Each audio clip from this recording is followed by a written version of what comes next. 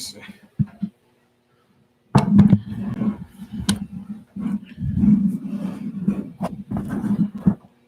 Microphone checker. Hold on.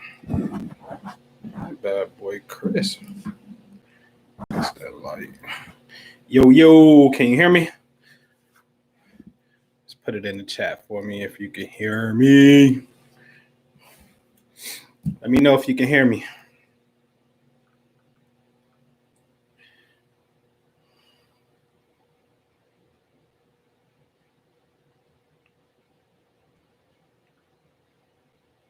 No.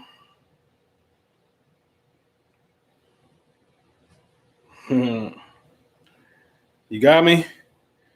El Boogie, what up? Monica, what's happening? What up? All right. Cool. So you can hear me. All right. So, man, real fast, I guess we build on this retrograde. What up, dark skin Drake? What's happening? But the few of you that's in here real fast, click the thumbs up for me so we can alert everybody else that's on this thing. You know what I mean? And let's have a quick little session real fast on Mercury retrograde. You know it's a retrograde. Got me talking about a damn retrograde, right? Samara, what up? Mercury retrograde, right? So I titled this one Mercury retrograde, Be Ye Transformed. Really, I'm talking about be ye transformed and transform your mind so a renewing process can take place, right? Now, this is interesting because the first thing is, what is a retrograde? So I talked about this numerous times before. A retrograde is when the planet Mercury, if it's a Mercury retrograde, is passing between us and the sun. So if we was to look out at the sun, we'll see the planet Mercury is somewhere between us and the sun. And since it's traveling past our viewpoint of the sun, we call it a retrograde. It's a very interesting time because it's as if this planet, when it passes by, it's creating what I call like a cosmic wind tunnel effect. All right. You know what I mean? So, I liken this to the famous commercial of a truck passing by and knocks off the hat of a person. Or when the car with the boom bam go past and it makes the car alarm go off. And that's interesting because now the sound wave itself, the energy itself, the wave actually penetrated and touched through vibration, touched another vehicle and made the alarm go off or made the hat go off because it's a wind effect, right? So when energies pass each other, that's an energy that's taking place, okay? So vortex. So usually it's been noted that, your typical communication issues can be a little bit more probable to happen during this time. So you want to dot your I's, cross your T's. So I'll give you a case and example. I'm in negotiation right now on a contract dealing with purchasing the property, okay? And so we agree, cool. You're going to give me two properties, $50K, $25K a piece. I'm really interested in one of them, one for $30. Said, okay, cool, no problem. But I write the contract up. I'm saying I'm going to go for both. And I'm actually probably going to sell the second one to somebody else. So I do a wholesale technique with it. And so send the contract over for the first one for 25 because he agreed that he's going to sell me both for 50. But I want to do them one at a time.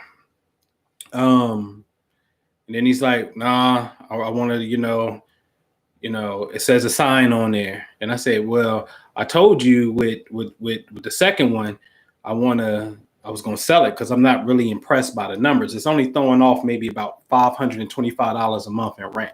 So I want something that's a little bit higher. And so we just going back and forth on the contract. Well, can you send me the deposit? And I'm like, whoa, bro, if I send you the deposit, you may run off with the money. You know what I'm saying? And he's like, well, if you back out the contract, then I wasted my time for 30 days. And I'm like, yeah, you're right. And I said, this is why we put the money with the title company, a third party, because they'd be the one that to make sure that both parties perform and whatnot. Well, can you change this clause to say this? Just say if the title is not conveyable, then you can cancel. Because right now, it's just all these little tit for tats that we going through with each other. Then I'm like, well, it remove the inspection clause. And I'm like, well, shit, if I remove the inspection clause, I'm gonna have to put a clause in there that I'm coming back out because I'm buying the property as is the way I saw it. But what happens if somebody come in and steal the air conditioner in the middle of the night, break in and steal the copper and whatnot? I'm not buying it for $30K for that. So I'm gonna put a clause in there that's gonna say within 3 days prior to closing, I'm gonna come back and make a final inspection that everything is as is the way I saw it the first time, so this can go through. That protects me. You know what I'm saying? Instead of me giving you 1,000 in your pocket, I'll give you 500 to your account, and the other 500 is gonna go to the title company, right? So it's just all this going back and forth, and it's just this, it's this retrograde time, right? So this is a time where you dot your I's and you cross your T's, and you just want to be absolutely certain, okay, that everything is dope. If you're traveling, be careful in your travels. Make sure you got everything.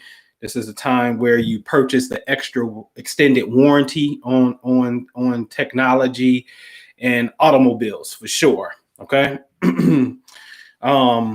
Because again, it just says the likelihood of things going bad increases at this particular time. It don't mean things will go bad. It's just the influence of the likelihood increases. Okay. I'm real interested in this one, retrograde, because from 10/13 to 11/3, really 11/19, but 11/3, we have this period of Mercury is in Scorpio, and then it appears as if it's traveling back towards about 25 degrees Libra. So if you have anything in your chart that's 25 degrees Libra all the way up to 11 degrees Scorpio, this is the soft spot where the retrograde is coming and visiting these areas. So this is where you pull out your chart and you say, okay, let me go to 25 degrees Libra. Do I have anything at 25, 26, 27, 28, 29 Libra? Do I have anything at 0, 1, 2, 3, 4, 5, 6, 7, 8, 9, 10, 11 Scorpio? Because if you have any planet right there, that means Mercury is going to come and conjunct that space where that planet was when you were born. Meaning Mercury in the sky will be exactly in the exact straight line of space where that planet was when you were born. So now this serves as an activation, so to speak. This serves as a moment where you can have to deal with something, right? So if it's Mercury on Venus, perhaps there's some type of communication that deals with relationships, whether it's business and or personal. If it's Mercury on Mars, be super careful because that's a cold red. Did you know that when Mercury in the sky is in the same spot where Mars was when you were born, the likelihood of a person having an accident increases? So that is what I call a minor cold red. I've been studying this for years. I've seen people have accidents when Mercury, the planet of travel, is in the same position where Mars, the planet of accidents, was at when a person was born. Okay. So if you got Mars in this region, you got to be super duper duper duper careful. Okay. Saturn could represent some form of restriction. You ain't going as fast as you would like to go. There's some type of delay, but can also represent a time for you to communicate to a parent, especially the parent that was being responsible for you. Okay. Oftentimes this could be dad. Saturn has a unique way of coming up as dad energy. So if you have Saturn in Libra, Saturn in Scorpio, this is an excellent time to go and communicate with your father. Okay. Same with the sun. If the sun is right here, if it's the moon, then you need to deal with communication with your feelings with mom. or the parent that nurtured you, that you felt a sense of protection from, and just family members as well, because the moon represents family. Okay. If it's Neptune, a great moment to really pay attention to your dreams, a great opportunity to consciously exercise your imagination. Your visualization game is off the chain right now if you were born with Neptune in this region of space. All right. You have to be a little older for sure. But nevertheless, there. The other ones, Uranus, Pluto, Mercury on Uranus. A lot of us got Uranus and Scorpio, right? That could be the 70s to the early 80 babies, right? So Uranus and Scorpio, Mercury coming here. This is low key an accidental energy too. Your accidental energies is Uranus and Mars. Those are your accidental energies. Saturn low key as well, but for sure Uranus and Mars are your accidental energies. Okay, so Mercury on Uranus, you got to be careful for sure. But this is a time to be, to think outside the box, be radical, let your thoughts really come out. As long as you're not suppressing yourself and you're normal, you being you, it's cool. And then Pluto is going to represent the transformation of the mind, which corresponds with Scorpio, because Scorpio is ruled by the planet Pluto. When I say ruled by that, that means each planet in the sky has a zodiac sign that it feels like it's at home in. So for Scorpio, that's Pluto. Okay. And so Mercury here is the power to use your mind to transform yourself. So see, remember the signs are all in the body anyway, right? These are they show up as bodily systems. So we're all of the signs.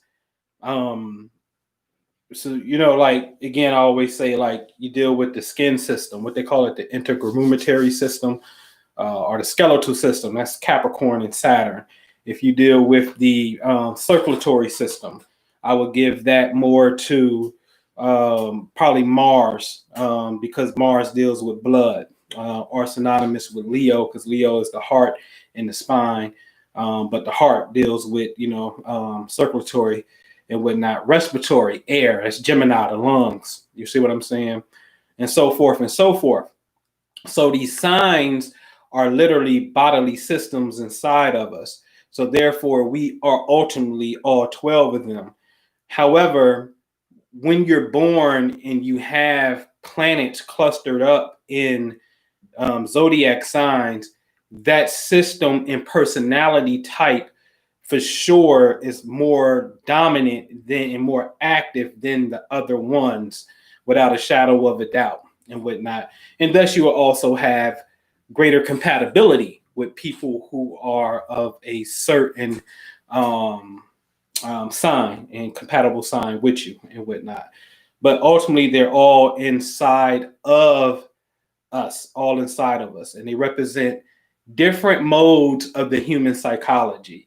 That's all it is. It just represents different ways of the human psychology. One of the best examples of seeing the as above, so below is when you go inside of the skull, you're able to identify something called cranial nerves. And these cranial nerves are 12 in pair, making it 24 altogether, which makes you the 24th scientist, as taught in the Nation of Islam, which corresponds to the 24 hours of the day. The 12 pair, the 12 deal with the whole 12 months in the year, deals with the whole zodiacal energy. But again, the outer is a reflection of the inner, and the inner is a reflection of the outer. And the goal is for you to tap into the power of the indwelling God that's within, the electromagnetic force that is within, that is ultimately composed of invisible consciousness, invisible intelligence, and whatnot, right? And that's the game, is to tap in, to be able to become one with what they call the Heavenly Father. And heaven is your head. It's the abode of where consciousness is at, and how consciousness itself is being calculated and computed, right? To think of a word, to move your hand, to say something, the idea, the faculty of what's getting created. Seek ye first the kingdom of God is talking about the thoughts in your mind that then becomes action, which then equals reality, right? And so this retrograde is a perfect time to transform our mind. And the unique thing about Scorpio is it's a fixed sign. What do you mean by fixed? Fixed simply means there's zodiac signs that come in the beginning of a season, the middle of a season, which is fixed, or at the end of a season, period. All 12 must fall within 3 categories: the beginning, the middle, or the end. Scorpio falls in the middle, which is fixed because it's the sign that comes in the middle of the fall. Okay. So therefore you have the power to focus. So what is Scorpio? Regeneration, transmutation, sex, joint bank accounts, other people's money, right? And is by far, I would probably say, the most in-depth sign there is, because the level of information and subject matters that fall up under that particular sign is vast and phenomenal. Okay. But this is the power of transmutation. If you really understand that, we're talking about the ability to tap into the fountain of youth and reverse aging physically. Like literally, can you go through a process of what's known as regeneration, right? So this is a retrograde that's very, very, very important on a lot of levels. But to be able to focus in on an area that needs transformed is the goal. You see what I'm saying? To be able to tap into an area that needs to be transformed. Let me see something real fast, because I got to get the birthday of somebody real fast.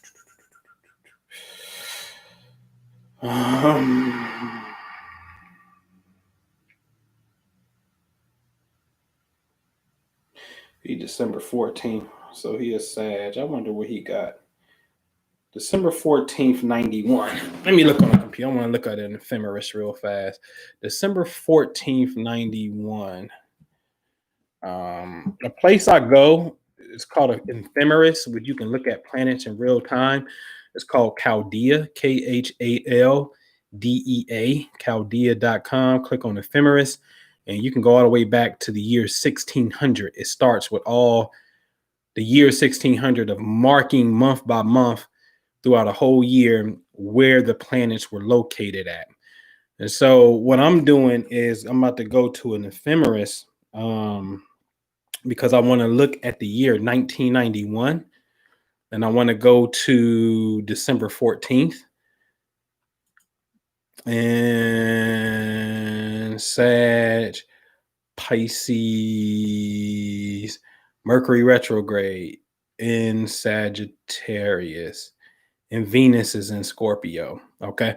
So reason I did that, Jew told me as well, but Spirit just confirmed it. Like, okay, go look at Offset real fast, because Offset and Cardi B, as we know, is in the news. You got the divorce, then you got, no, I ain't divorcing, right? And it's interesting because Offset is born, if the record is correct, I like to say, he's born in a retrograde. Mercury's retrograde in Sagittarius when he was born. But what I find peculiar is he has Venus at 8 degrees Scorpio. But watch this. He has Venus at 8 degrees Scorpio.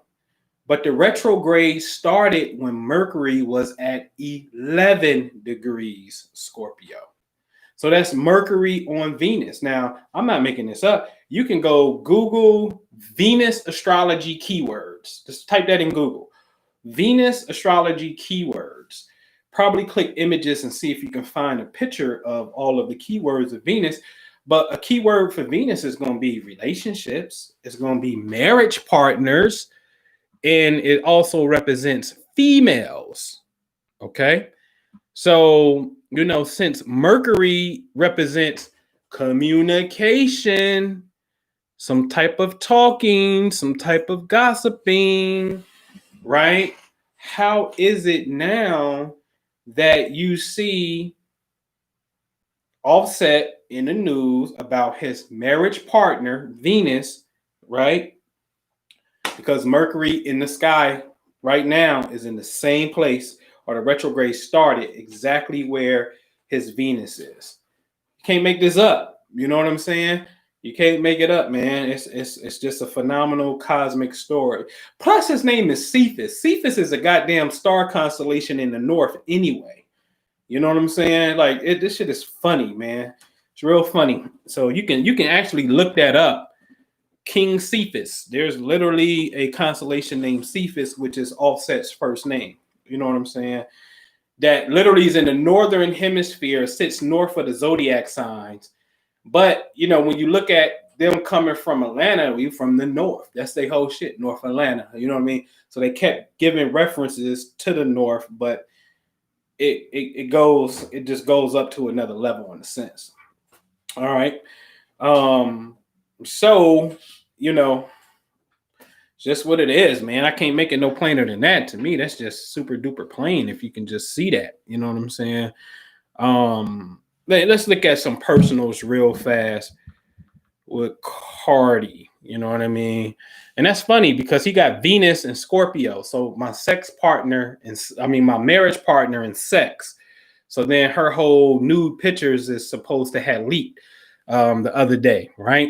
You know what I'm saying?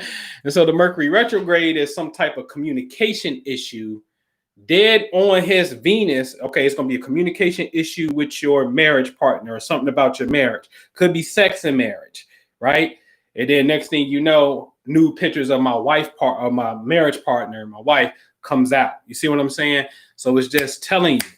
So the question is, what made her hit the wrong button? Here it is, you doing what you do. What is the force that comes in and make you create the boo-boo? This is why it is said that people are under the influence. You see what I'm saying? Hold on 1 second. Let me see. Cardi B. So she 10/11/92, right? All right, so let's see something. 10/11/92. Bam, bam, bam, bam. What a coincidence. She has Mercury at 5 degrees Scorpio. Okay. So she has Mercury in Scorpio exactly where he has his Venus. Now, see, this is what you got to think. It's her Mercury. It's her Mercury, his Venus. And so for her, it could be the perception of mental perception as Mercury, Venus, marriage partner. So if he ever came by and shot game at her, like, yeah, girl, I'll marry you, she'd consider that shit because her Mercury, her mind, the planet that represents the mind and intellect, is in the exact same location in space where his Venus is, which represents his perception of marriage. You see what I'm saying? So that would be an easy one. Mercury and Venus conjunction. That's real easy to put that together. It don't mean that they ain't got some other things going on. Most surely they do, right?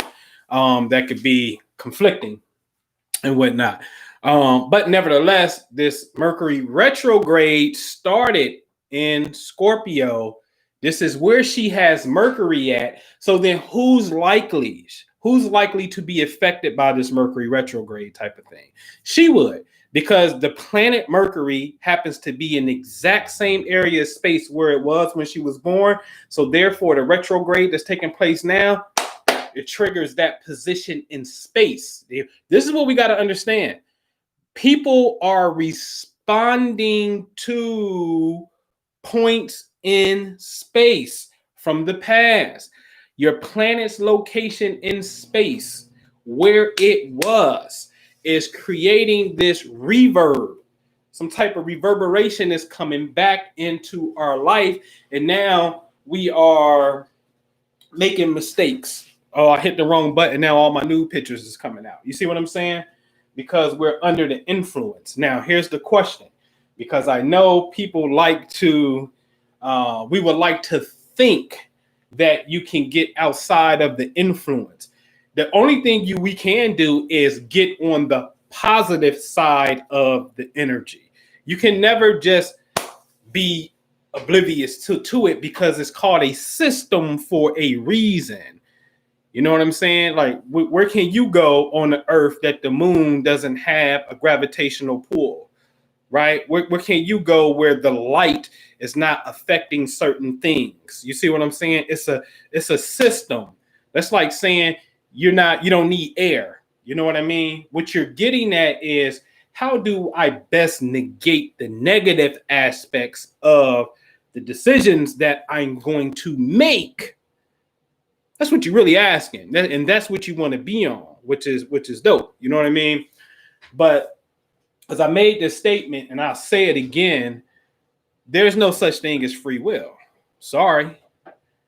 That's where I'm at with it. There's no such thing as free will. You can say, oh, okay, hey, man, I got my hat on. Take your hat off. Oh, see, I just took my hat off. Put your hat back on. Oh, I just put it back on. I didn't have the idea to take it off. Where did the idea come from? And then I said, put it back on. Where did the idea come from? You see what I'm saying? When you look at the human being very, very, very, very, very closely, we're not responsible for the design of the respiratory system. We're not responsible for the invisible air and the atomic structure that makes it up, that couldn't be 1 inch off, because we wouldn't be able to breathe it in order to live. Hell, when we go to sleep tonight, we don't even know what time we're going to sleep, and we damn sure don't know what we're going to dream about. We have absolutely no conscious control over the things that sustain us and give us life. So don't tell me about free will. No. That's when they say all glory goes to God. Now, that's not an external factor. That is an indwelling source within us that wants to have an experience. I'm sleepy. I'm going to sleep. I'm going to have a dream. Okay, it's time to get up, and then so forth and so forth with these other things, these great ideas that we all have, right? That can get on and say, okay, turn that on. Let me go do it. You know what I mean? To produce whatever it is I want to produce and whatnot, for the sake of the experience of, let's just say, the soul, right? So, but again, the goal is to be ye transformed by the renewing of our mind. That's the goal. How do we do it? What is it, Quiana? What's up? That's what's up. Hey, what up, Katrina? What's happening? What's happening, everybody? What's happening? Sister Martinetta, what's good? Sarah Jane, what up? Amina Hassan, what's good with you? Johnny, what up, bro? Yeah, so use this as a time where you can really get in and focus on, because the timeline is from now to November the 3rd. Now, November the 3rd, they're going to be like, oh, the retrograde is over. But technically, the retrograde, we want the retrograde to go past the initial point of where it was when it started. You see what I'm saying? So this is what happens. So you can see it.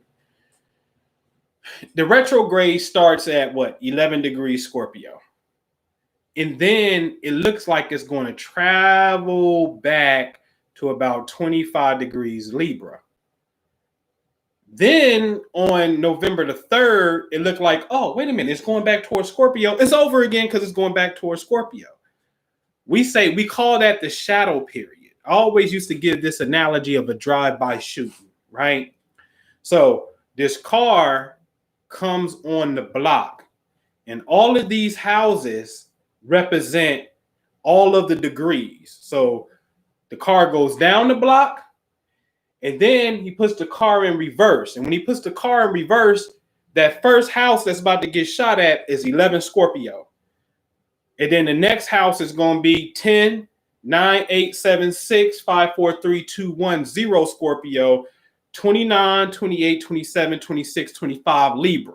So now when the car is in reverse, we're going to shoot up, 16 houses. Now that we're going to put the car in drive and skirt off, the retrograde ain't over just because the car is in drive.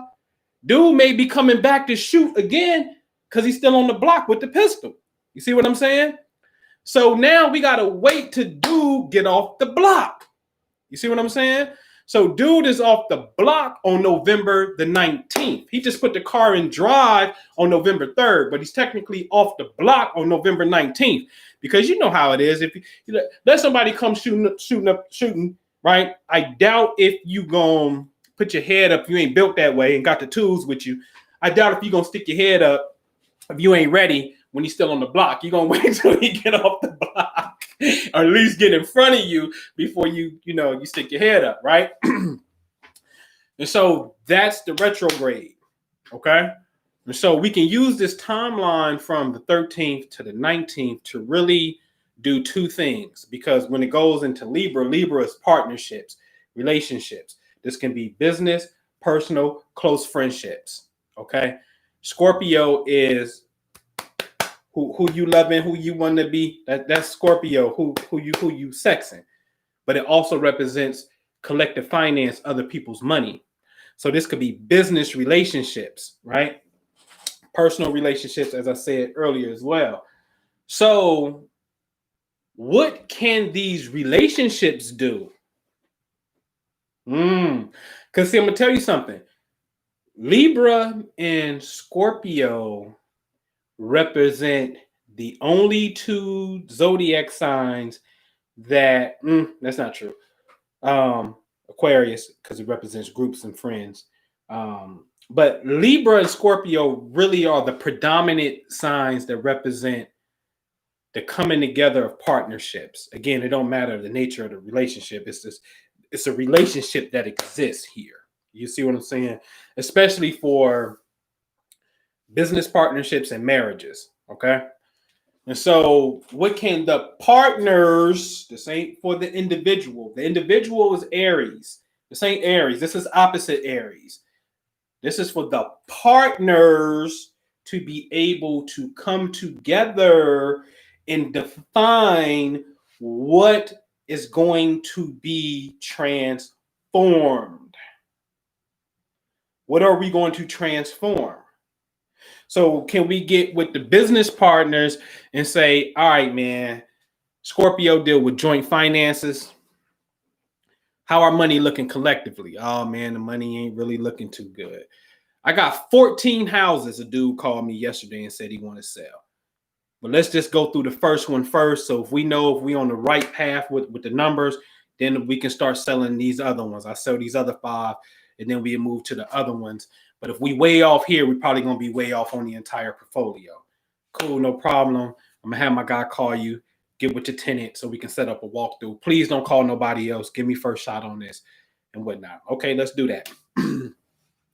Hey, everybody. Here go 14 houses that we can start getting some rent money, right? We can start getting some constant flow coming.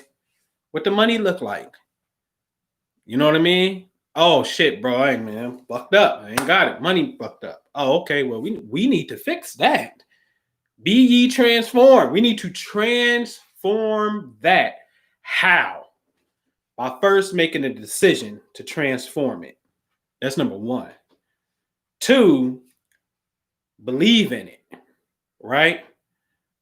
And I ain't talking just a Google gobbly belief, like the belief in the unseen. No. What makes me believe in it is because I got the model called $1,400 check that came in on the first of the month when I collect that rent from a tenant. You know what I mean? $1,300 coming from that house, $950 coming from that house, right? Believe in it. Now strategize for it. Stack your money, because I'm telling you, every year from this day forward. Listen, I used to host trips, right? 3 times a year, starting in March. The spring equinox of 2011 was my first trip. So I got countless pictures. People been on these trips with me. 3 times a year, we take the winter off because it's cold, right? And we go to these places: Sedona, Arizona, the mountains, various places, meditate, all spiritual stuff. So now I'm saying, I'm challenging myself and those around me. Let's channel that spiritual energy to produce financial wealth, financial surplus and abundance for ourselves. Right? Let's get on that wave, and let's see if this ancestral God energy is real. Will it answer that for us? You see what I'm saying? Let's see. Right? So that's the goal. So now what we doing? So now I'm saying, come the new moon in Taurus, because Taurus deals with money. Every year around that time, let's stack our money all year, and we all come together. I call it Family Wealth Creation Day. We all come together and say, what's at play here? Meaning, what opportunity, right? Can you imagine? Because I can. Can you imagine being in a conference room on a weekend trip, and you may have Nika B, who like, listen, I got Tree of Life Cosmetics. This is what I'm doing. I want to go to the Bonner Brothers convention, and this is what I'm doing. This is my 5-year outline, and I need a financial partner who want to back me inside of this cosmetic line. You may be on that. Somebody may have a food truck.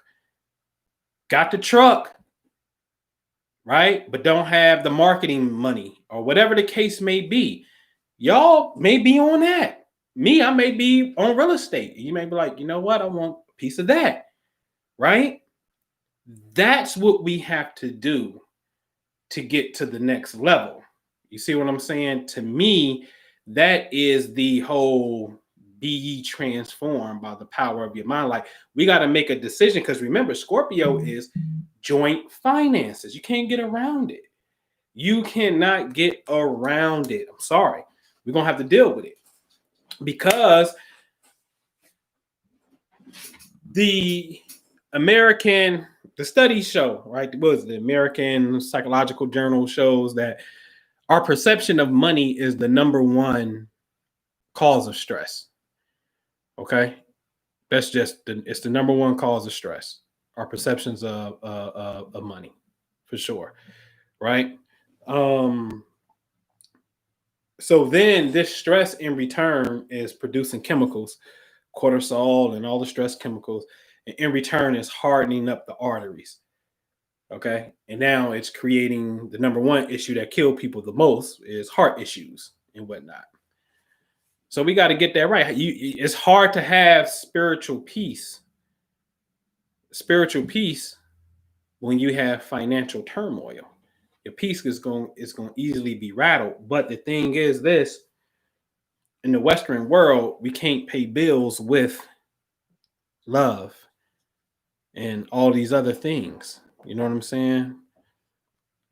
Amethysts and citrine stones and shit. Nobody's taking that. Right now, ain't nobody even really taking crypto like that.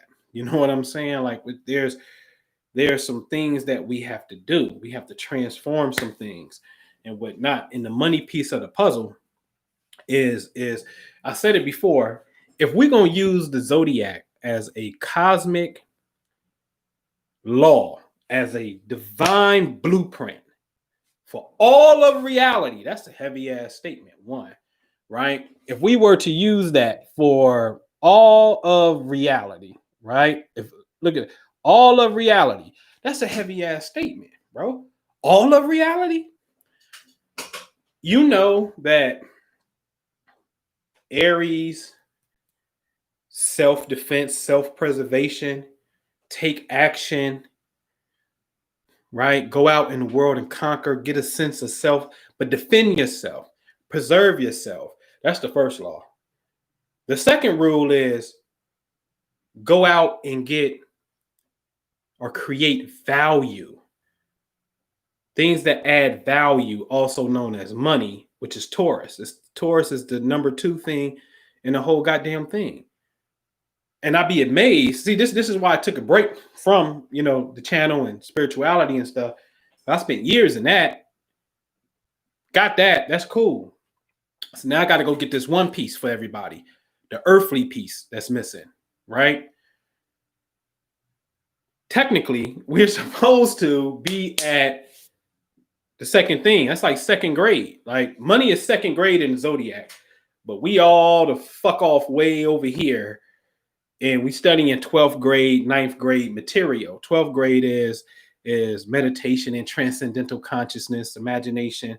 The 9th grade is Sagittarius, philosophies, travel the world, study different systems of yoga and things of that nature, which is good. But we have to do better somewhere for the next generation. And we just got to call it for what it is. God damn it. Cut the bullshit out. Break out your money. Where we at? You want a school for the children? Right? Why the fuck we got to be on? Yo, go donate to my page, man. Go donate for the school. Donate? The fucking money should be there already. What do you mean donate? Where the money at? I'm not knocking donation. I'm saying we got to be on our shit. On every sector, we on our shit. You know what I'm saying? So use this retrograde, man. Use this time to get with your partners, intimate partners, business partners. Those are your 2 partners.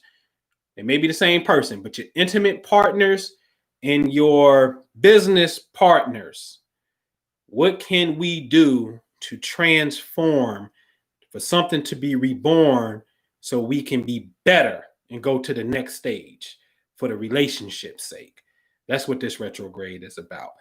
And so what happened in this reality was we're going to give you Offset and Cardi B. Divorce. Oh, no. We ain't going to divorce. Right? And you'll see it again because they playing a very dangerous game where you already said that publicly and that got stuck and lodged in space in the ether. And I guarantee you, if I go find the first time that you did that shit and made that declaration and the world observed that shit, I guarantee you there's going to be an eerie, striking parallel of a planet's location then to right now to when the second divorce action was said. And what's really happening now is you're responding to the own vibrations that you set out there, unbeknownst to you, that is going to come back in the form of an external event that takes control over this nigga named Offset, and he'll be doing or perceived to be doing some shit that may be out of pocket. Or it may be some type of friction, arguing and non-peaceful shit because we gave birth to magnetic, demonic children. I'm not talking physical children. I'm talking the spiritual bad vibes we always talk about, that shit. And this is why I said in some of these ancient schools of thought that the wise couple is very, very reluctant to get into a series of arguments and shit because that shit takes on a life force in of itself.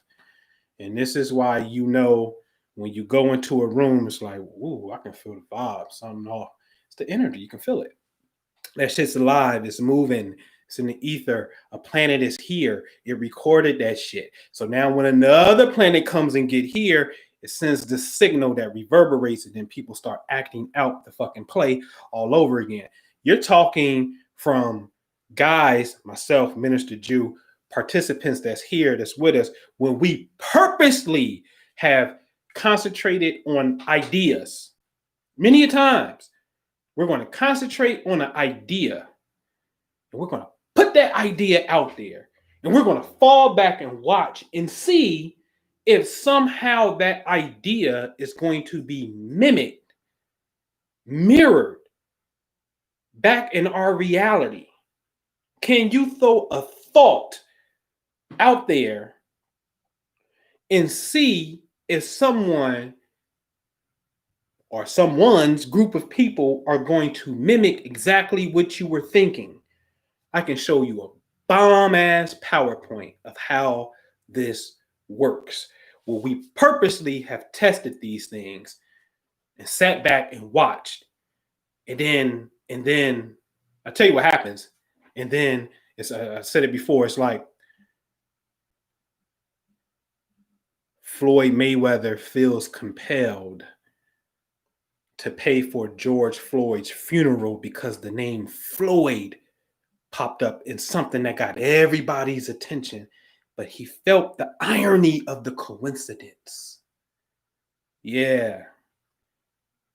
Then you start looking into these stories, the story, people's names, and these eerie coincidences are mirroring the people who cast out the thought and the imagery. Which brings us to the Prime Minister, Minister Jew, is working on this piece called, it's a new book that's coming out called The Hip Hop Laws of Attraction. I'm gonna tell y'all who writing the foreword to it, but I already got the agreement from him, so I really could say, because I can show you the agreement right here, but I'll wait. And I'm gonna write the afterword to it. Remember, ladies and gentlemen, we're talking about visualization is real. We're talking about speak it into the universe, brother, is real. Right? Okay. All right. That's real. Then we should be able to individually and collectively cast out a thought and an image and see if it becomes real. And it does. So, something to think about. Because I'm going to put it in the book any damn way. Something to think about, though. Years ago, I had did O.J. Simpson many years ago, 07, 08, right? And I talked about the world don't understand that because it's something that didn't catch on. But what I'm saying is O.J. Simpson was put in a movie called Naked Gun. 3 of them. If you go to the very first scene for Leslie Nielsen, who was the lieutenant for the police squad and star of the movie, when he get off the plane, what did he want to know? He want to know, is it true what you told me about my girl? My girl ran off with another dude while I was gone. This is in the first scene for him, film 1. Okay? In the background, you're going to see a van that says Channel 12 KBLA. You're going to see this van like it's a news. Because when he got off the plane, there was a press conference and he thought everybody was there for him, but they was really there for, what's his name? Weirdo Al Yankovic or something. They was there for him. He was on the plane. Because you know Naked Guns is a parody movie. It's stupid. You slip on a banana and a quarter fall out your pocket. It's dumb. Full of symbolism. That's his first scene. OJ first scene in the first movie is he's breaking up some type of Russian mob meeting on the boat. But as he go in and he busts them, they pull out their guns. He steps into a bear clamp. He's hopping. His hand go on the window. The window comes down on his hand. Now he's holding his hand and he's hopping, and his face falls into a wedding cake. Okay? So OJ's first scene is he has trouble with the mob in this wedding cake. Leslie Nielsen's first scene is who fucking my girl? Is it true? She ran off. The second movie, which is called Naked Gun 2.5, The Smell of Fear, O.J. Simpson is on this mechanical gurney, which you lay on it and you work under cars, and he's putting a bugging device on the van. But the criminals come out and get in the van, and they start driving the van while he's under the van.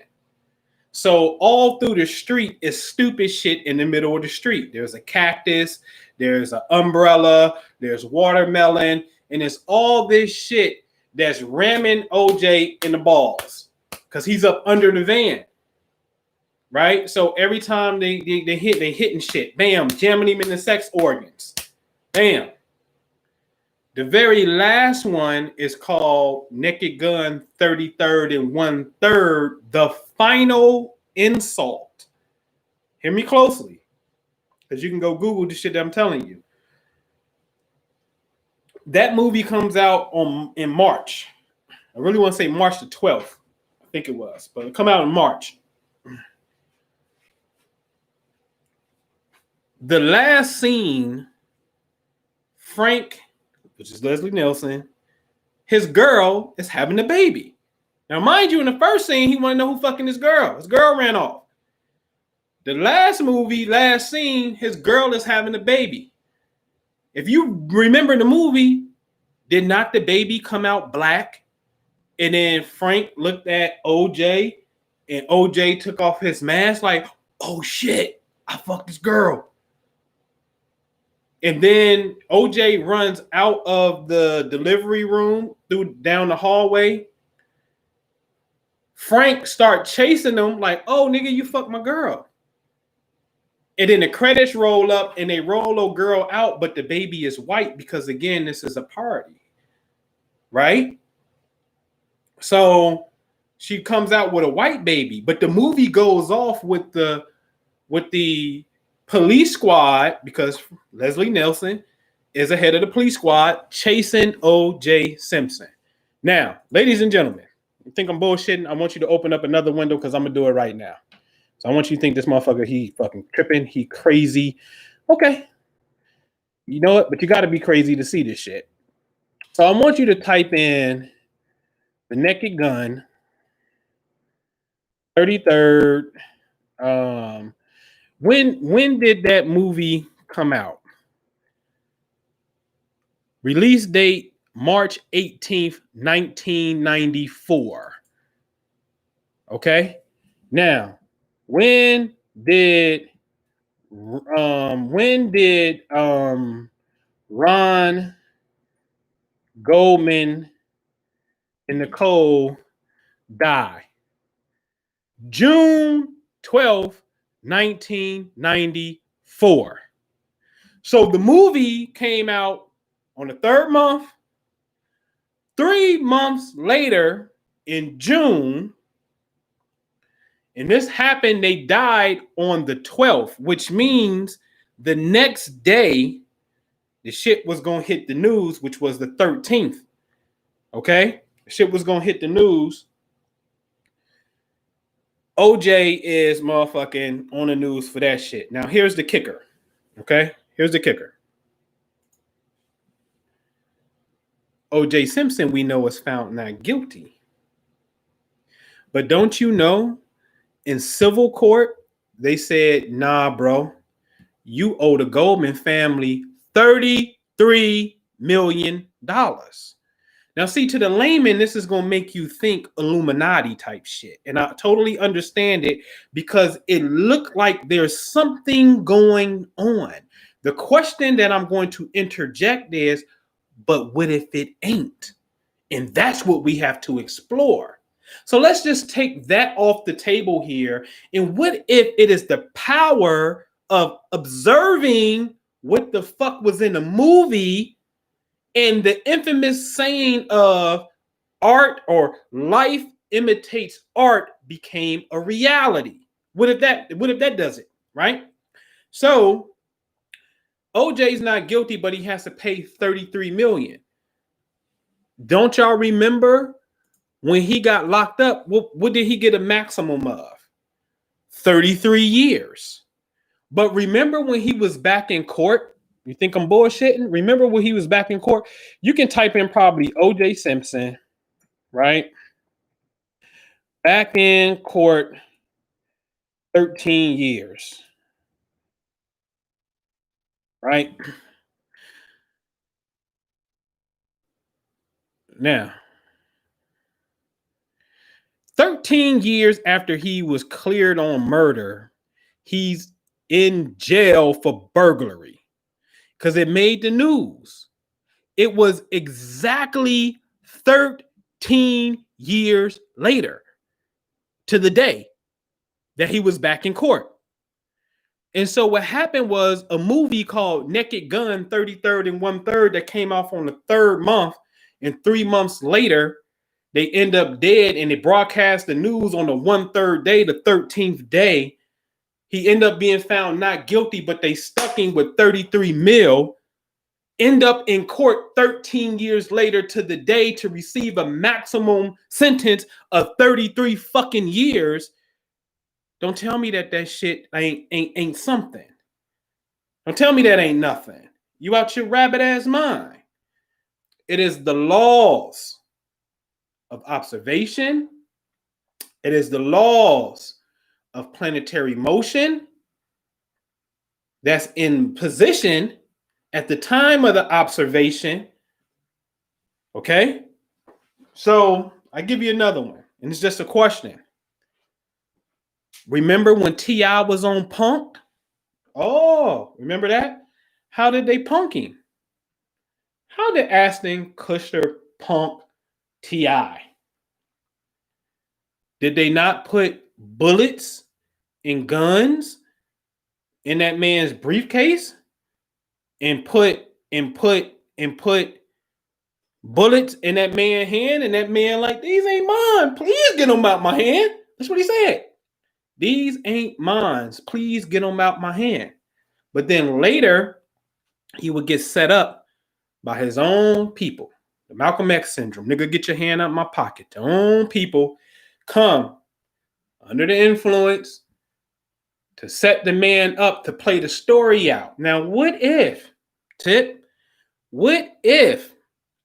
people watching Punk laughing at what appears to be a prank, which is a positive emotion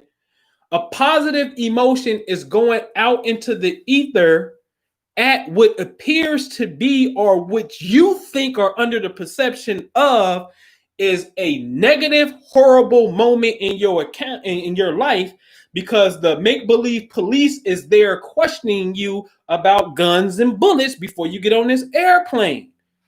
Y'all remember that? Y'all gotta go see that. Y'all seen that Punk when he barking at his boy is getting smart and tip like, don't do that, man. Don't do that. Chill. You know what I'm saying? He barking at his people. He's under the perception that, oh shit, I'm in trouble for guns. But then later, some years will pass, he end up being in trouble for some guns. Come on, man. You can't say vision boards, speaking into existence, and then people seeing you portray a certain role, that shit don't become reality. It can't work that way. The law doesn't care what's good or bad. Remember, this whole shit is about light. And when we got to the core of light, to make light work, you got to have a positive pole and a negative pole to make a battery work. You can call it God, devil, good, bad, yin, yang. You can call it all these things. But the duality is really one any goddamn way. And that's what we have to become the masters of, is the oneness of understanding. Because if we really understood this shit, the freedom of speech is that's not necessarily a good thing. To be honest with you. To be honest with you, that's not necessarily a good thing. I'm gonna kill him. I'm gonna kill him in this one. I'm gonna tell you what I'm gonna do.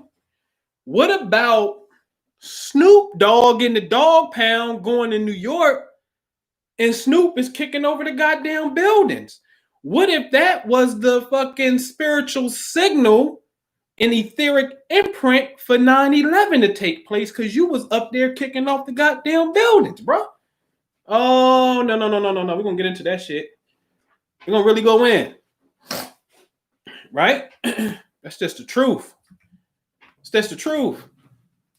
You got people sitting up here watching this shit. Right? And this phenomenon has been happening for eons upon eons. And Jew, I got to give it to him, done some great scholarly work in finding this shit, whether it be the infamous, the Titan, and the Titanic. If you've never heard of this shit, just Google this shit. There was a book written about this boat, a steamliner boat called the Titan. The motherfucker crashed into an iceberg off the Atlantic Ocean, and then the goddamn Titanic happens to have a name similar to Titan, right? Crashes in a goddamn iceberg. You know what I'm saying? Like the same exact shit start to happen. It's like that movie, The Knowing, the BP oil spill shit. And then it got 9/11 with Gene Hackman and Will Smith and all that shit. And then 9/11 happened and shit. And then the oil spill happened in the Gulf of Mexico in real life. This ain't no goddamn the global elite is planning some shit and they gotta put it in the movie before they fucking do it. These motherfuckers don't need your permission if they're all that goddamn powerful. What the fuck they need your permission for? That's stupid as fuck. People are losing billions of dollars behind this shit. You know what I'm saying? Like this ain't it ain't that. Challenge yourself to see something else. What if it's something else? And that something else is the observation. This is why one of the writers, the creators of Wishmajigga Naked Gun, his ass ain't on Twitter, his ass ain't on Instagram. Them motherfuckers who really on this shit, because once you on the web, that shit's on the web forever. That shit's called a web for a reason. Ain't no getting out. That shit populate. It's a wrap. So if you can't control the imagery, you're in trouble. You understand what I'm saying? Potentially in trouble, which means you now can also create a future reality based off the imagery in of itself, because it all starts in the mind's eye. All physical manifestations are a representation of an idea. Ain't no motherfucking airplane. You understand what I'm saying? If you don't have an idea for it, period. Ain't no computer if you don't have an idea for it. So all physical things are a direct result from an internal thought. So the thought, we know, precedes physicality. So we can have something in the mind's eye and put some shit out there, and I keep saying it, this shit will happen. You know what I'm saying? All right. So any questions, man? Any questions? Where we at? What you got? Oh, the Whitney Houston bodyguard shit.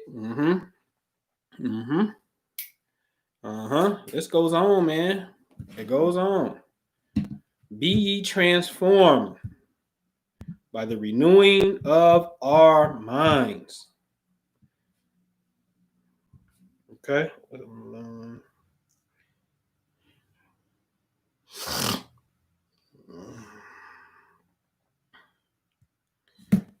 No. Pretty much. Yep. Mars retrograde in men. Yeah, I mean, Mars retrograde. All the retrogrades represent a checkup time. You know what I'm saying? What up, Kelvin? What's up, man?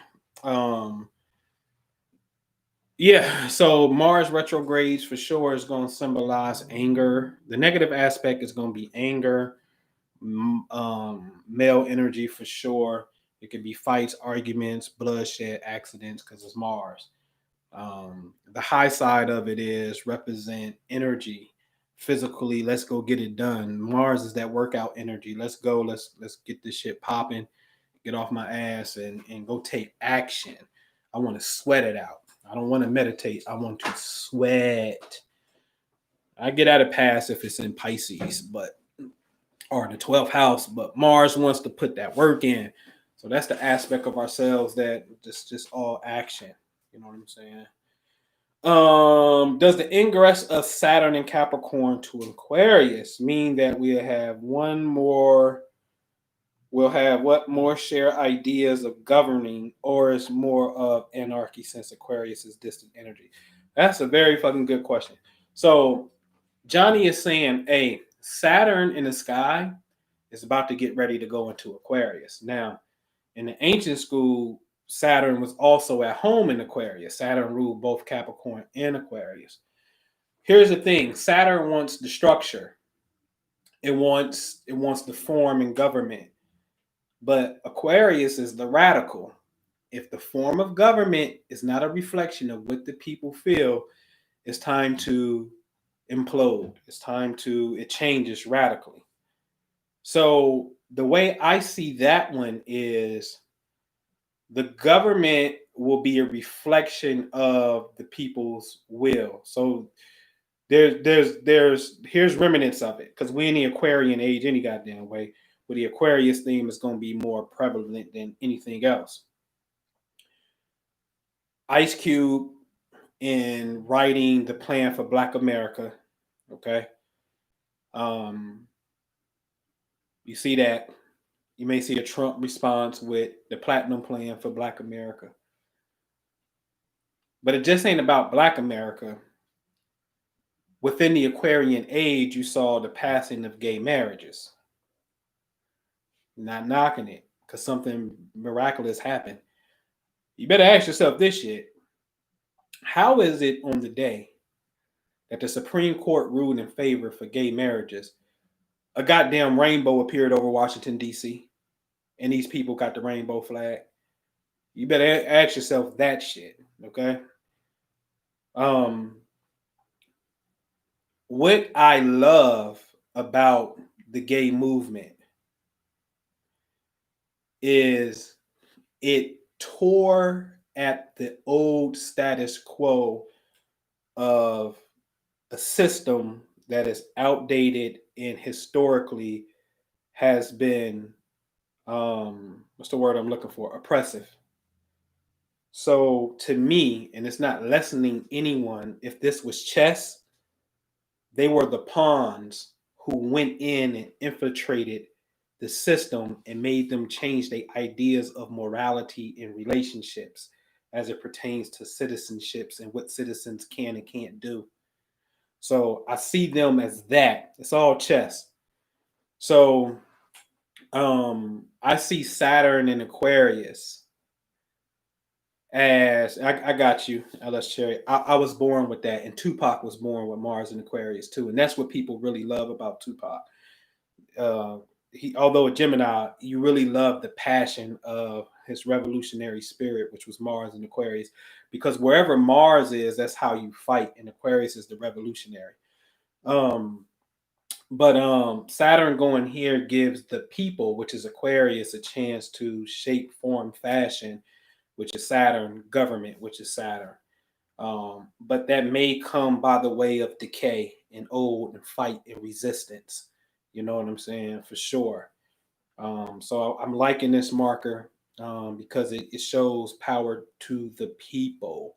So this is why now you see the Bernie Sanders, the Elizabeth Warren, more of their platforms was considered socialism, universal health care, and things of that nature. And it's like, wait a minute, that's socialism or social democracy in a sense, and it's trying to make it more inclusive for everyone because that's the calling and crying for the Aquarian age. That government needs to reflect that and whatnot. So that's how that's going to be. Um, yeah, so Mars in Aquarius is the revolutionary. I think it's like Huey P. Newton, it's Tupac, it's the Bob Marley energy. It's a masculine energy where it's about radical change, thinking outside of the box, and just doing shit that goes against the status quo. You know what I'm saying? You can't get no more revolutionary than Mars and Aquarius. You just can't. You know what I mean? I can't even see that any other way. Fights with friends, you know what I'm saying? An extreme passion for technology and pushing the collective via technology, humanity closer or further as well. You know what I'm saying? So there's some type of push where Facebook or whatever the case may be, technology bridges us together and progresses the evolution of humanity with Mars and Aquarius as well. All right.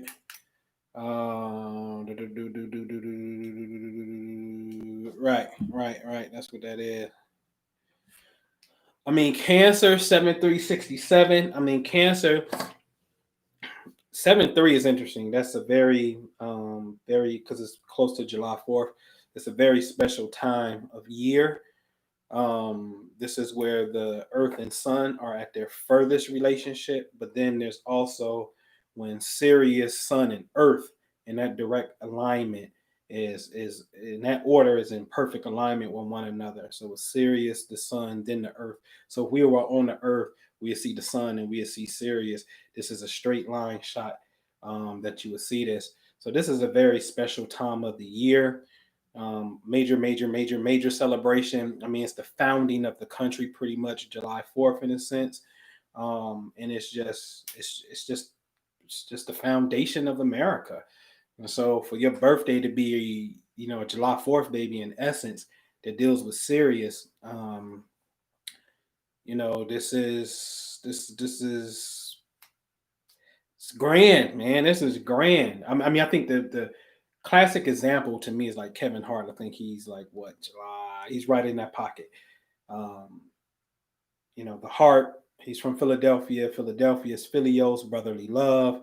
The heart is something that we say is synonymous with love. Valentine's Day come, I'm gonna give you heart-shaped candies and whatnot. And his birthday is, right there in that pocket. I think he's 7-6. Again, the country, Philadelphia being the birthplace of the nation. He's the walking physical embodiment of that energy. So you're born in that same pocket where you can make it as big as that in the area that you desire. You know what I mean? It's by far most favorable time. And historically speaking, July the 3rd is maybe Vicksburg, Mississippi, in the Civil War ended on July 3rd, while the other one, Gettysburg and Middle Tennessee campaign, I think concluded July the 4th. But it was July 4th weekend. That Friday was the 3rd, if I'm not mistaken. You will see that was the end of the Civil War, because in Vicksburg, it was the end of that campaign, which by far was like the most important. A lot of people focus on Gettysburg in the Civil War, but Vicksburg, Mississippi was definitely what motherfucking did it, without a shadow of a doubt, because once Vicksburg fell, then Grant and Sherman was able to start coming west. And you got to just understand the strategy on the map, what was happening through Civil War. Although you had Gettysburg the same weekend in Pennsylvania, majority of the troops on both sides of the armies was locked in Vicksburg, Mississippi. And then the success came when they came from Vicksburg, from Mississippi. Then they went to the Tennessee campaigns and started smashing them boys. And then after the winter, they went more into Virginia again and started battling them over there and shit. So the way the Civil War was won, it was won from the Mississippi River, the Union armies coming from the west, from Mississippi, coming over to the east and whatnot. Because remember, in the Eastern campaigns, the Army of the Potomac was getting their ass whooped in the early part of the Civil War. Them motherfuckers was just getting their ass whooped. You know what I'm saying?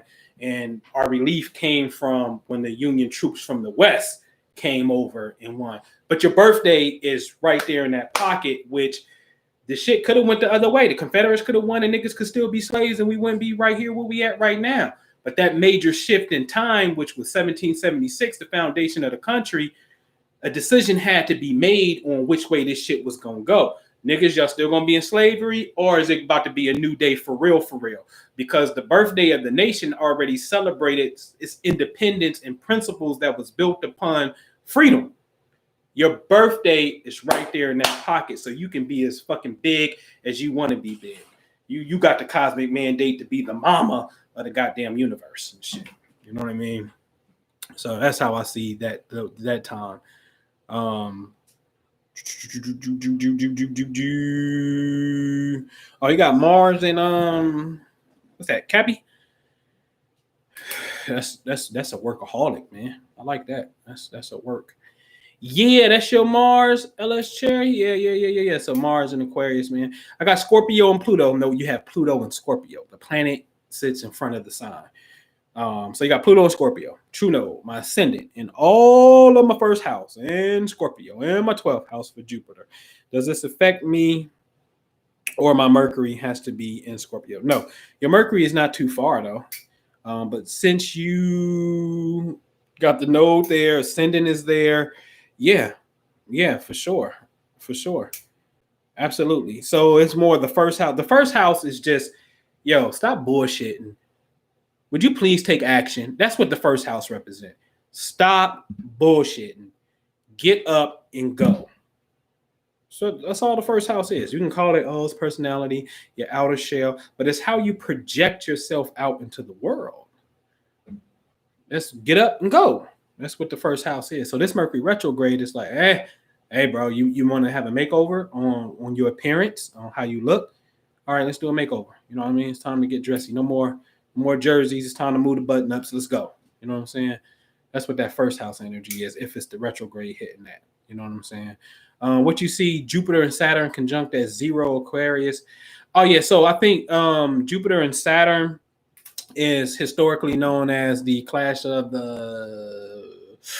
that's not the Titans, the Olympians, if I'm not mistaken. Yeah, because Zeus, Jupiter was with the Olympians, and Saturn was his daddy in the mythology.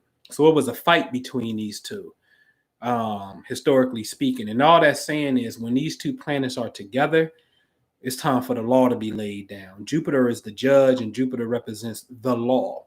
Saturn is the government. The government is the one who implements the law. So these two forces, one likes to expand, Jupiter, and the other one likes to contract. But that's your lungs. Your lungs expand and they fucking contract.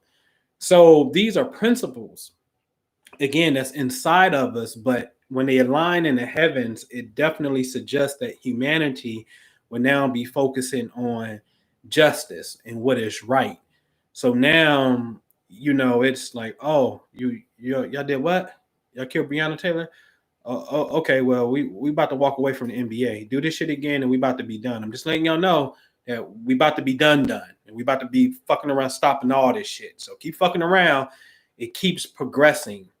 So until you get a solution, Jupiter and Saturn is that big showdown. It's time for law, truth, and order to prevail in government, and we ain't taking no shorts. You know what I'm saying? So that's what that shit represents. This is why it's a bubbling point right now. You know what I mean? Yeah, you're welcome. How do you feel about universal basic income? Do you think it's a control mechanism? No, I don't, man. Honestly, I love capitalism. I think you should be rewarded for what you work for. But I also think that there do need to be an aspect of some form of fuck it, man. I guess I gotta say it's some form of like a universal welfare in a sense. Now, let me be clear about this though. Um,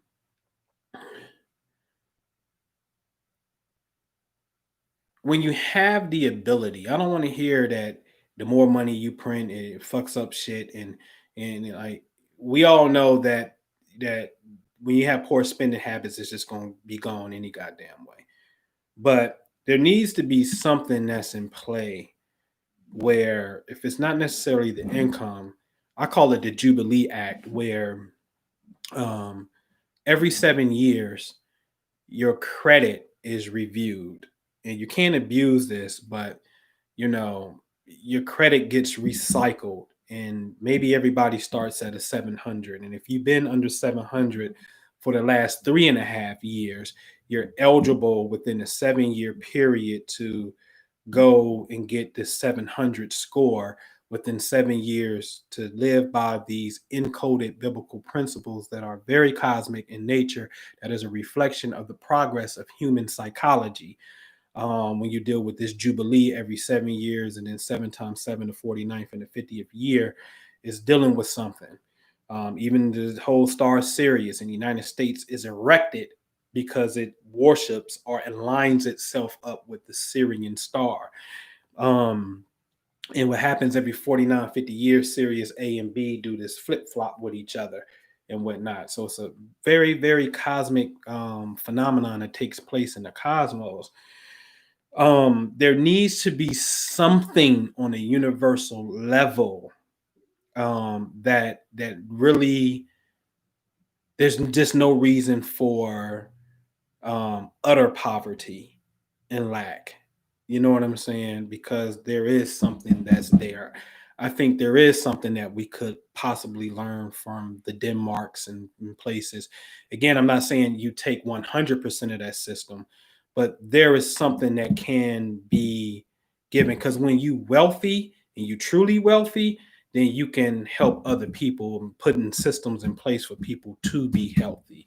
And the right to exercise that wealth is 100% on them. But when you can't go get, you're scared to go to the doctor, you won't go to the doctor because you can't afford it and this shit gonna tear your ass up. Or when you go and you got student loans and this one thing that's not coming off the credit and that's tearing you up. And it's been like that for over 7 years. There has to be some form of relief that's coming in with the resetting. The whole purpose of the Jubilee is to reset society. So you just don't, you babies, you're trying to figure it out. Like I disagree, and I don't think that the American school system is 100% conspiratorial or miseducating people. I think that the system is just old as fuck. You come from, I mean, goddamn, like we can't even really be on FaceTime. We still live in a time where our FaceTime ain't even our video conferencing ain't motherfucking 100 wireless. There's some lag. Then it was just computers wasn't here. Then it was typewriters just got here. The fucking air conditioner just got here. The telephone just got here. And we know the internet just got here, right? So we are still carrying old systems, and the new shit just ain't been integrated as a new thing. You know what I'm saying? So it's just old. It's outdated. I don't see it as it being necessarily, a diabolical plan like that. You know what I mean? We're infants in evolution. And so since we're infant in our own technology, you can look at the way we deal with money. You know what I'm saying? Like, oh, okay, we're financially ignorant as individuals, as a culture collectively, and whatnot. And it's a discipline and it's a study. However, you have the power to print whatever you want to print. Money you can put in the systems that will, allow people, again, every 7 years. Oh, you fucked up within that 7, reset again, figure it out. You know what I'm saying? But while you figure it out, here goes 700 credit score. And of course, we have to be some type of measure that's there that this person is not, they're not a compulsive 7-year person that's running up the debt and trying to get forgive. Nah, there has to be a period within that 7-year period that may say, for the last 3.5 years, your ass has been on a trail, and you can't do that. It just got to be something there, because people will try to take advantage of everything, man. You know what I mean? So I do believe in some form of universal income, for sure. Absolutely. It stimulates is good. You know what I'm saying? And secretly, that will solve, not even secretly, it would solve a lot of issues. And I'm not talking about the universal income will solve the issue. I'm talking about our ability to financially be better will solve the issue. Because again, if money is the number one cause of stress, and then stress is the number one cause of illnesses and shit, then we can say money is the number one cause of death. You understand what I'm saying? So we got to be able to solve that particular problem. You know what I mean? So humanity can get that weight off their shoulders and fucking breathe. It's just like when I bought a house from a lady we did the subject to on, her mortgage rather is $702. Her husband's 88 years old. He's falling down the stairs. She didn't already file bankruptcy some years ago. It's just too much for her to handle, whether it be the maintenance, the grass, things of that nature. She just need a flat level house and whatnot. Times is hard on top of that.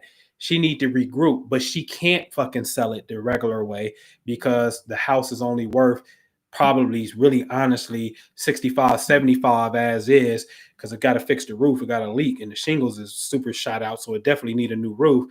But 85 at most with the houses was selling for on the block, but she owes 100. She's 15,000 upside down. So you can't even sell this house without coming up with the money. You don't have the money. But to be able to step in and say, I tell you what, I'll take over the payment because I know the rent value over here is $1,300 and the mortgage is only $700, so I get to keep the $600 spread. And here's $3,000 for your pocket to help you move along. So if some of you may have seen the video, and she's like, "Woo! When I signed with you, I just felt the pressure was relief." Well, that's the kind of pressure that a lot of people are feeling when it comes to finances. This is why when you start talking about money in the house, that shit turns into an argument. It's a lot of pressure that's right there. So humanity bears that. So some form of income, some form of a system that's also there to help us, reset and build. And once we figure it out, then we possibly can do away with the income. Like, oh, I'm good. I'm straight now, but I don't need it. You know what I'm saying? I'm good, because welfare will absolutely make people not want to aspire to do better. We just seen it from the 60s LBJ welfare program. So motherfuckers get their welfare shit. They don't want to go no further. You know what I mean? So yeah, I don't think it's a control mechanism. It can be, but the greater good shouldn't be. And see, that's the beauty about this thing, because what's going to happen is Trump is going to agitate you to success and make you always say, if he had copyrighted, or if the slogan "Make America Great Again" was a beat, the many remixes niggas can't make America an indigenous again, making America black again. The different remixes that had been, Trump would have been getting paid like a motherfucker to wear anything that's different than the MAGA hat, but still had that same look, and then you just rephrase it. He inspired you. So either he's going to agitate you into inspiration to do better, or what the Democrats will do is they will allow any fucking thing to go.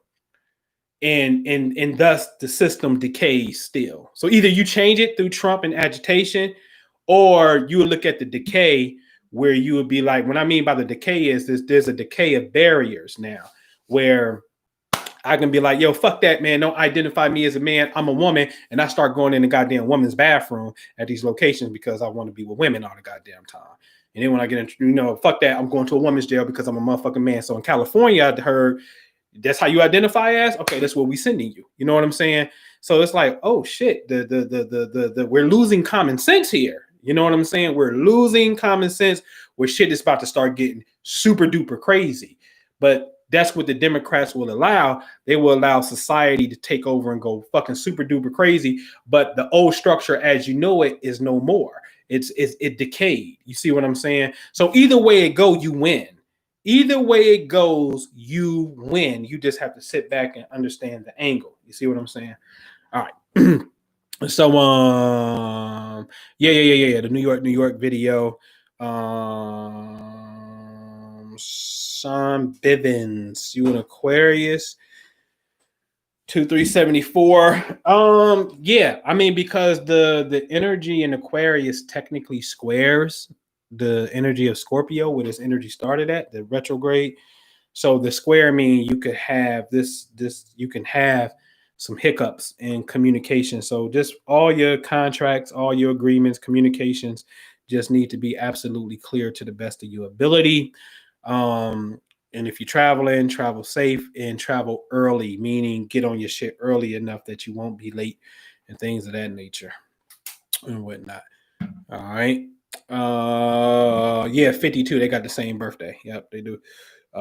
Pisces and Mercury is in Pisces. So you may be safe because the water signs, the energy of Scorpio is a water sign. So this energy is called a trine. So the energy is it's more conducive to you and whatnot. So the water signs, you could pretty much be straight during this particular time. However, you have to know the chart in totality though, because you just may have something in Scorpio. You can be a Pisces, but what if you got a Scorpio moon?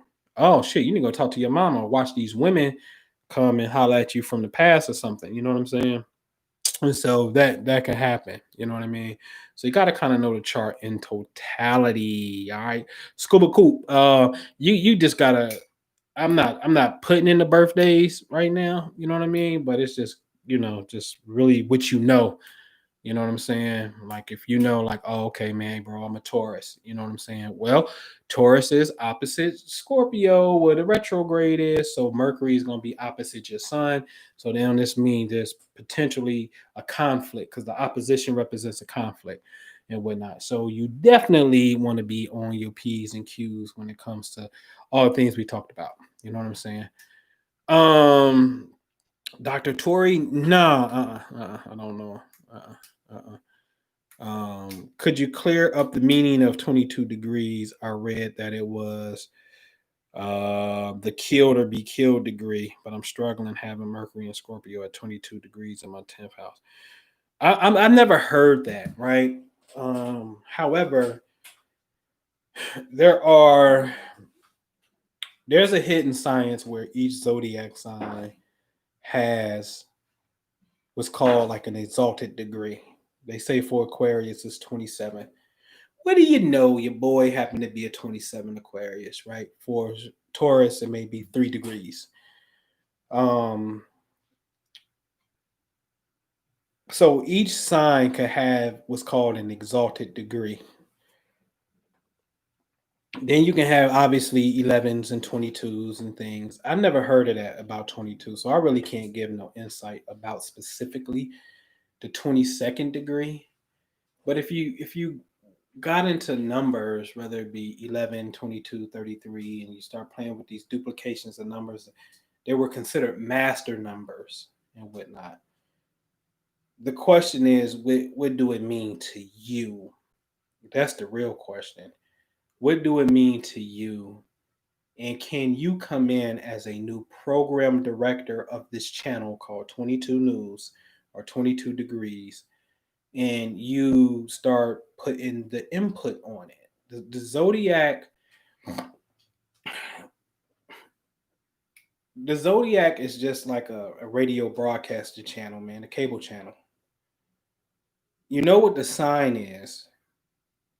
So give us some content that's conducive to what this energy represent. So it don't mean that, oh, it's Capricorn. So this is you using your imagination and movies and sleep. No, nigga, that's Pisces. What are you talking about? That's Neptune. That's not that. It means how do you take those things and become successful doing it, because Capricorn represents success. You see what I'm saying? So how do you take the energy that it represents? And if 22 was considered more of the builder physical type of number, where 33 was more esoteric and thought and spiritual, then see if you can relate to that and what can you build as the new program director of your thing. All energy, all of them have polarities. What we perceive to be the negative shit that we don't want to experience, the positive, the shit that we would like to experience. So Mars represent cuts and burns. Fucking raise your hand if you want to get cut or burn yourself. No. But Mars represents passion. Raise your hand if you want to be passionate, right? Mars can represent sex. Raise your hand if you want to have sex, right? Like, all these energies have extreme negative and positives. Find the positive and work on that consistently. Don't never tell yourself that this is a negative. Not that it's not. Your goal is the alchemist. The real alchemist is us, that's saying the only way that we're going to know a negative and to unearth it is to introduce a positive to it anyway. I heard some shit from Reverend Ike the other day, and I was like, damn, that's some cold ass shit. You right. Jesus spends 40 fucking days and night in the wilderness. As soon as this nigga come off his fast, the goddamn devil is there. Ain't that a bitch? 40 days and 40 nights, and then the first thing you got to deal with is the devil. But this is the self-accusing spirit on some other shit, right? So the point of that is check the dialogue and the belief that you have about 22 degrees, bro. You know what I'm saying? And it's okay if you get kickback. I wish I knew this brother info. I remember one time me and Keisha, we had created this money CD that dealt with attracting money and shit. And the motherfucker played it and he ended up losing like $3,000 or some shit. Now his perception could be like, yo, I ain't fucking with that shit. That nigga, man, that shit, listen to that shit and I lost money. Nah, nigga, that's you in the wilderness. That when you know how it is, the higher you go up, the higher some kickback gonna come. Shit's like lifting weights. The bigger the resistance I lift, the more muscular and broad I become because I keep pushing the resistance. The resistance make you stronger. The level of resistance that you get is a testament and direct reflection of how much strength we have. So this is why the saviors and the martyrs and the big motherfuckers get met with so much goddamn opposition, is because they game changers. You have motherfuckers in the world who don't like the Pope or the Dalai Lama, rather. I didn't mean to use the Pope. The Dalai Lama. I can understand why you may not rock with the Pope because the Catholic Church and thing. Okay, I get that. But the Dalai Lama, what the fuck he do? What the fuck has the Dalai Lama done for you to be hating and disliking the Dalai Lama where this motherfucker needs security? The Dalai Lama? Like, what threat is Mother Teresa? I don't care if she believes in Christianity. Like, this feeble ass old lady. Like, what? You see? So the bigger you are, or the bigger the opposition that comes, shows you how big you really are. So we have to accept that part. You see what I'm saying? Because that builds the resistance and shit. All right. All right. Oh man, he went. Kelvin said he went back to the 2012 notebooks. Yeah, that's right. You the master builder. That's what that degree was. The builder. Tattoos or cuts. Yeah. That's dope. That's dope. You know what I mean? I got everybody. Oh, fifth house Scorpio. Yeah, I got that. That's my shit too. It's in the fifth. I fuck with the houses. I like the houses more than I like the signs. But you got to know what time of day you was born. Because the house just simply represent an area of space in the sky. That's all a house is. The seventh house is the western sky. The ascendant is the point due east. The 12th house is the eastern portion of the sky coming to your right. So we're going from the east. Just follow the sun. The ascendant is the east. The sun come up in the morning. And then the sun starts to travel a little bit to the right. So 30 degrees from due east is the 12th house. Bam. That's the east going south. The 11th house, you turn a little bit more right. Okay. We're still east, but we're more what we would call southeast. Okay. Then high noon. Oh shit. We're in the south now. Okay. And then when we start to go from high noon, the sun starts to travel a little bit more to the right. Oh, this is the 9th house. And then we travel a little bit more to the right. Oh, we're in the 8th house. And the 7th house is the western portion of the sky. Okay. Then we can't see the sun when it go down because technically the earth has spun away from the sun at that particular point. So then the 6th house becomes west going north. The 5th house is more west going northwest. Shout out to yay, rather. The 4th house is midnight, which is the north. Now we do north. Bam. You know what I'm saying? 3rd house is north going east. The 2nd house, the money house, is the northeast portion. The money house in the sky is the northeast region, which now you should set you up a cosmic feng shui bagua.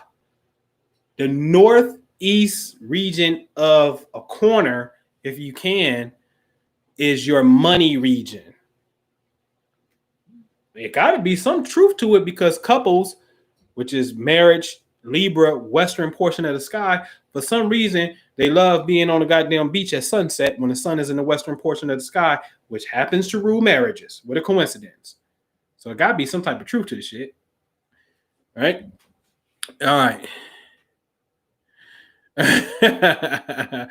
Oh, you said which Majigga is? Dr. Hold on. I don't know. Is that the dude that be wearing the captain hat and shit? Like he got like he on a boat and shit. Yeah. Oh man, Cosmic DNA. That man, you went way back, bro. You in 2012 for real. Oh man, yeah. Y'all breaking out some stuff, man. Oh, they're talking about some books and stuff. Yeah, now the workbooks I'm writing is freaking financial books on analyzing deals and real estate and shit. But that's that Cancer energy too. Taurus and Cancer. That's second grade, fourth grade. Like these are the building blocks, man. Pluto in the 10th, Jupiter in the 9th in Scorpio. Pluto in the 10th, man, is very powerful. It's very powerful. Don't abuse your power. But that's a very, very, very, very powerful placement with Pluto in the 10th. Jupiter in the 9th, that's naturally at home in the 9th house. So you definitely should be learning some things, college or whatever it is for higher learning and mental expansion that you like. Yeah, you can do that. You know what I mean? You could definitely learn. But Pluto in the 10th is just powerful, successful person. But just it goes back to potential abuse of power. You know what I mean? So it depends how Pluto is aspected, squares, oppositions, and things of that nature. It could be power struggles with superiors, what we call supervisors and stuff like that. You know what I'm saying? Yeah. We've been on here an hour, 41 minutes, man. We be going long on these joints, man. So, but Family Wealth Creation Day. I think I got it set for the 11th. April, man. It's gonna be a private meeting. We're gonna monitor this whole thing and see how it go. You know what I'm saying? COVID. Let's put our paper together, man. Let's have a meeting and let's talk. And that's what we do in the Prosperity Investment Group, or the Family Wealth Club, as we call it. You know what I mean? My goal is to try my best to bring deals to people. You know what I mean? Opportunities of growth. And when you got children and you got grandchildren, even, you know what I mean? You just gotta ask yourself, have you gave it your best financially? Is this the best you can do? Can you do better? And if so, how can you do it? How can you do better? And then start doing it, man. Do you think it's necessary for melanated beings to proclaim indigenous aboriginal status on paper? And do you still use that law information pickup in the Moorish temples? I think you meant Moorish Science Temple of America. All right, so my opinion is this. I'm not necessarily a fan. It depends on your position. So it's chess. If you want the Aboriginal paperwork, and I've seen people who got money out of the treasury. I've seen they ass clap back and put motherfuckers in jail because they can too, right? I've seen people have their own tags. I've seen people get cars taken too. I've seen people no longer have to pay tax. I've seen the IRS fight back and say, no, this motherfucker's gonna pay tax.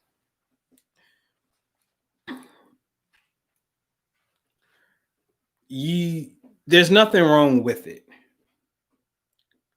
If you can maintain the status of what you're doing, then by all means do it. This depends where you at on the chessboard, man. Now, if you don't want to raise flags, meaning like, oh, it's kind of like the dope boy who got the candy painted joint and the triple gold D's. Everybody see you, but you don't see everybody that see you. So I know you live somewhere around here because I always see the car around here. So you don't know who's plotting on you because everybody sees you. So now when you raise the flag and you get put on a terrorist list or some other shit, watch list and shit like that, you don't know who's observing you because of which you flagging. But maybe that's not of no concern of yours. You know what I'm saying? It's a concern for me. You know what I mean? But it's just not my that's not my thing. My angle is the bishop on the board. You know what I'm saying? That's just the angle I love to play. I can spiritually snipe you and hurt you if I wanted to. That's just my angle, right? So I don't knock it. It has its place, man, and you have to, you just have to go about it accordingly and whatnot. The law is the law. It has its everybody has their position. I always said it. Back in the day, years ago, I had created a website called resolution444.com. And I think when it comes to Moorish history, Aboriginal history, um, there are two brothers, three that really stand out to me, who I think, and I even think the Department of Justice can't do nothing with them in the form of argument if they wanted to argue against these brothers. I don't think they should because it's not even a point of contention. It's a matter of rectifying some things and fixing some things and whatnot. You know what I'm saying? I believe that the energy of um, Black Power, the energy that it has, particularly under SETI, that the raw energy was perfect for an executive branch style of government. The Moors, to me, got more of the legislative process.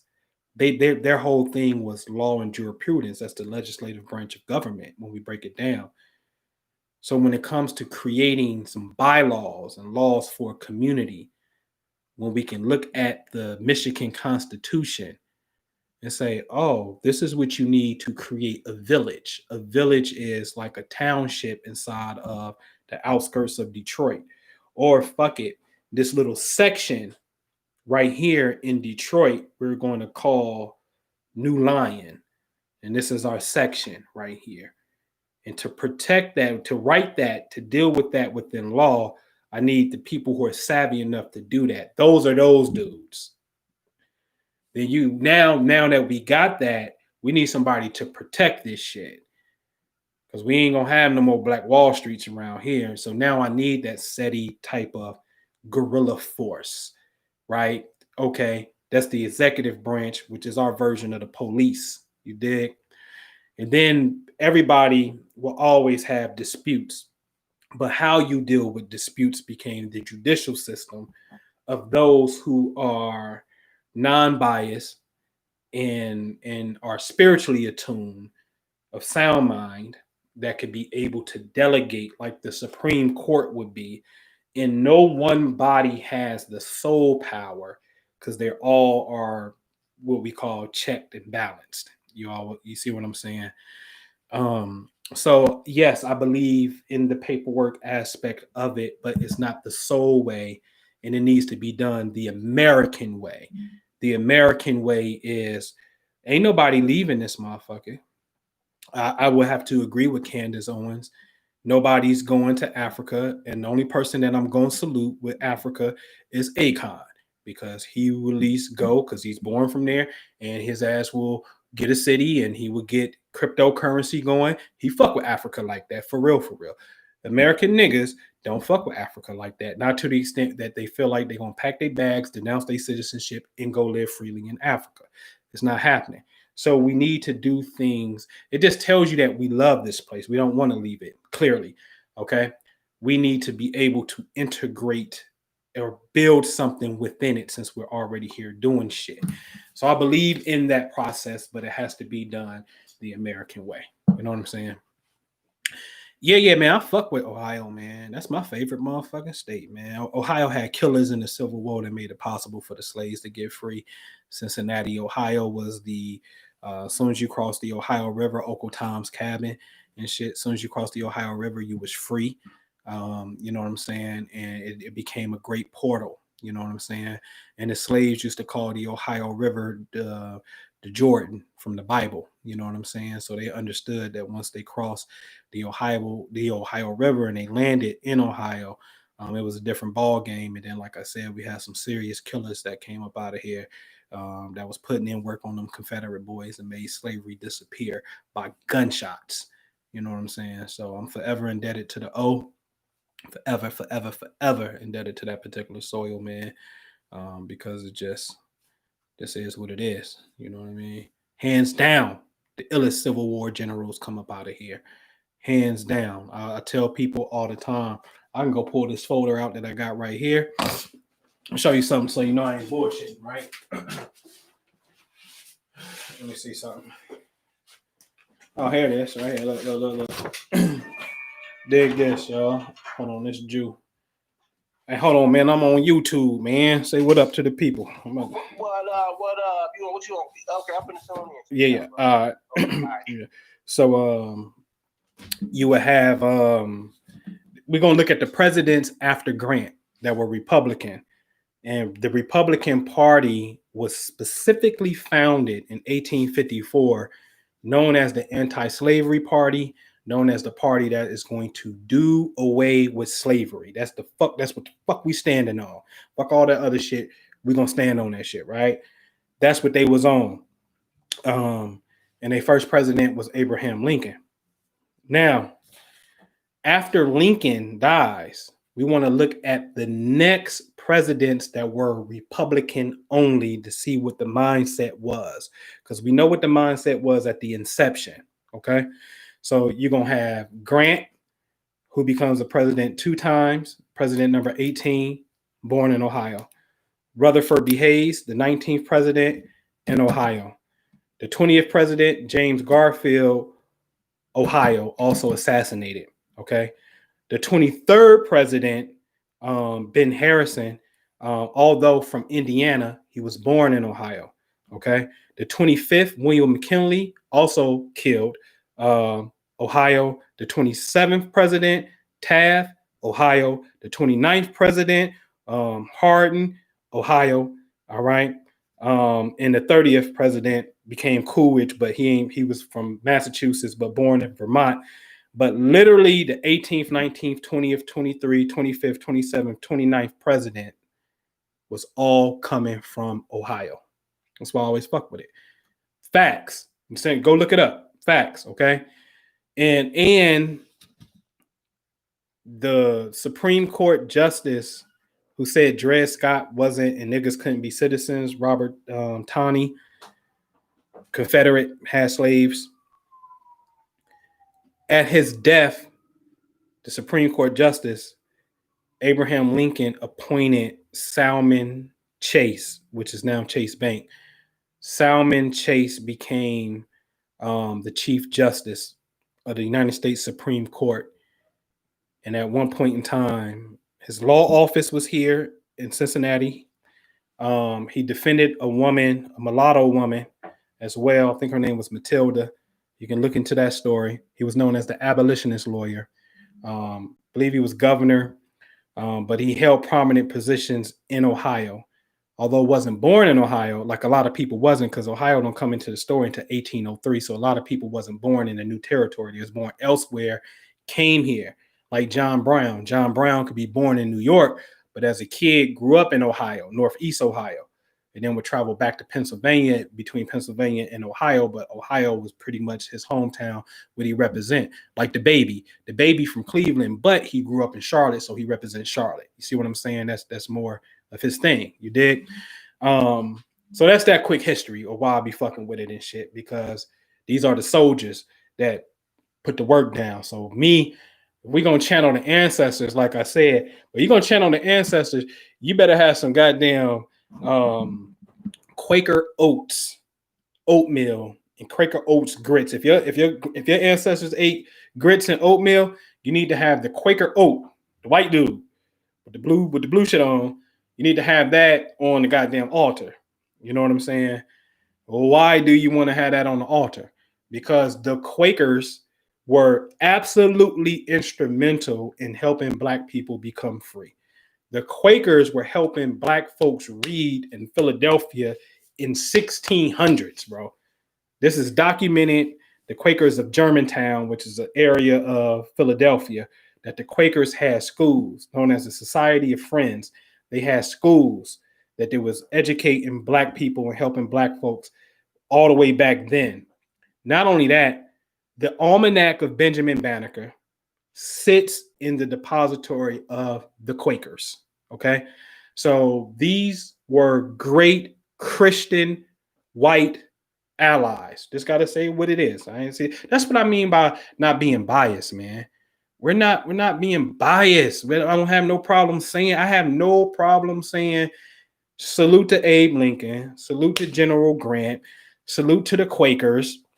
Like you so goddamn Black power and righteous. You can't. You got to come up with a lie and act like white people from the North had a different agenda, and that's the only reason that Black people got free. Like, ain't no goddamn different agenda. You know what I'm saying? And you just can't say that. And I hear it, and I'm gonna address something that I heard. The founding fathers didn't really. We didn't. The American Revolutionary War wasn't about independence and freedom. It was about slavery because Britain had already ended slavery, and America was like, what the fuck wrong with you? These are niggas, and we want to have slaves. That's a goddamn lie. How can you say that when immediately after 1783, which is the Treaty of Paris, the war is over with Britain? Immediately thereafter, you had the Northwest Ordinance was passed before the Constitution was passed, and these same founding fathers was like, hey man, ain't no slaves allowed in this new territory once you cross the Ohio River. Huh? That like, you're lying. That's that emotionalism that comes out of this whole Black power thing. You see what I'm saying? It's just like, we had to old girl who ran for president, Mary Williamson. She tweeted something about 3/5, a government that saw Black people as 3/5 of a human being. You're lying. You know how I feel about the 3/5. You're lying. The government never saw you less as a human being. The government actually shrunk white slaveholders' representation in the House of Representatives and Congress by not allowing them to count the full population of slaves. If the white folks would have counted the full population of slaves, it would have been more Southern representatives in Congress than the Northern representatives. So in order to reduce this clever strategy had to come through and say, you know what, y'all can only count 60%, 3 out of 5. And then that shrunk their representation.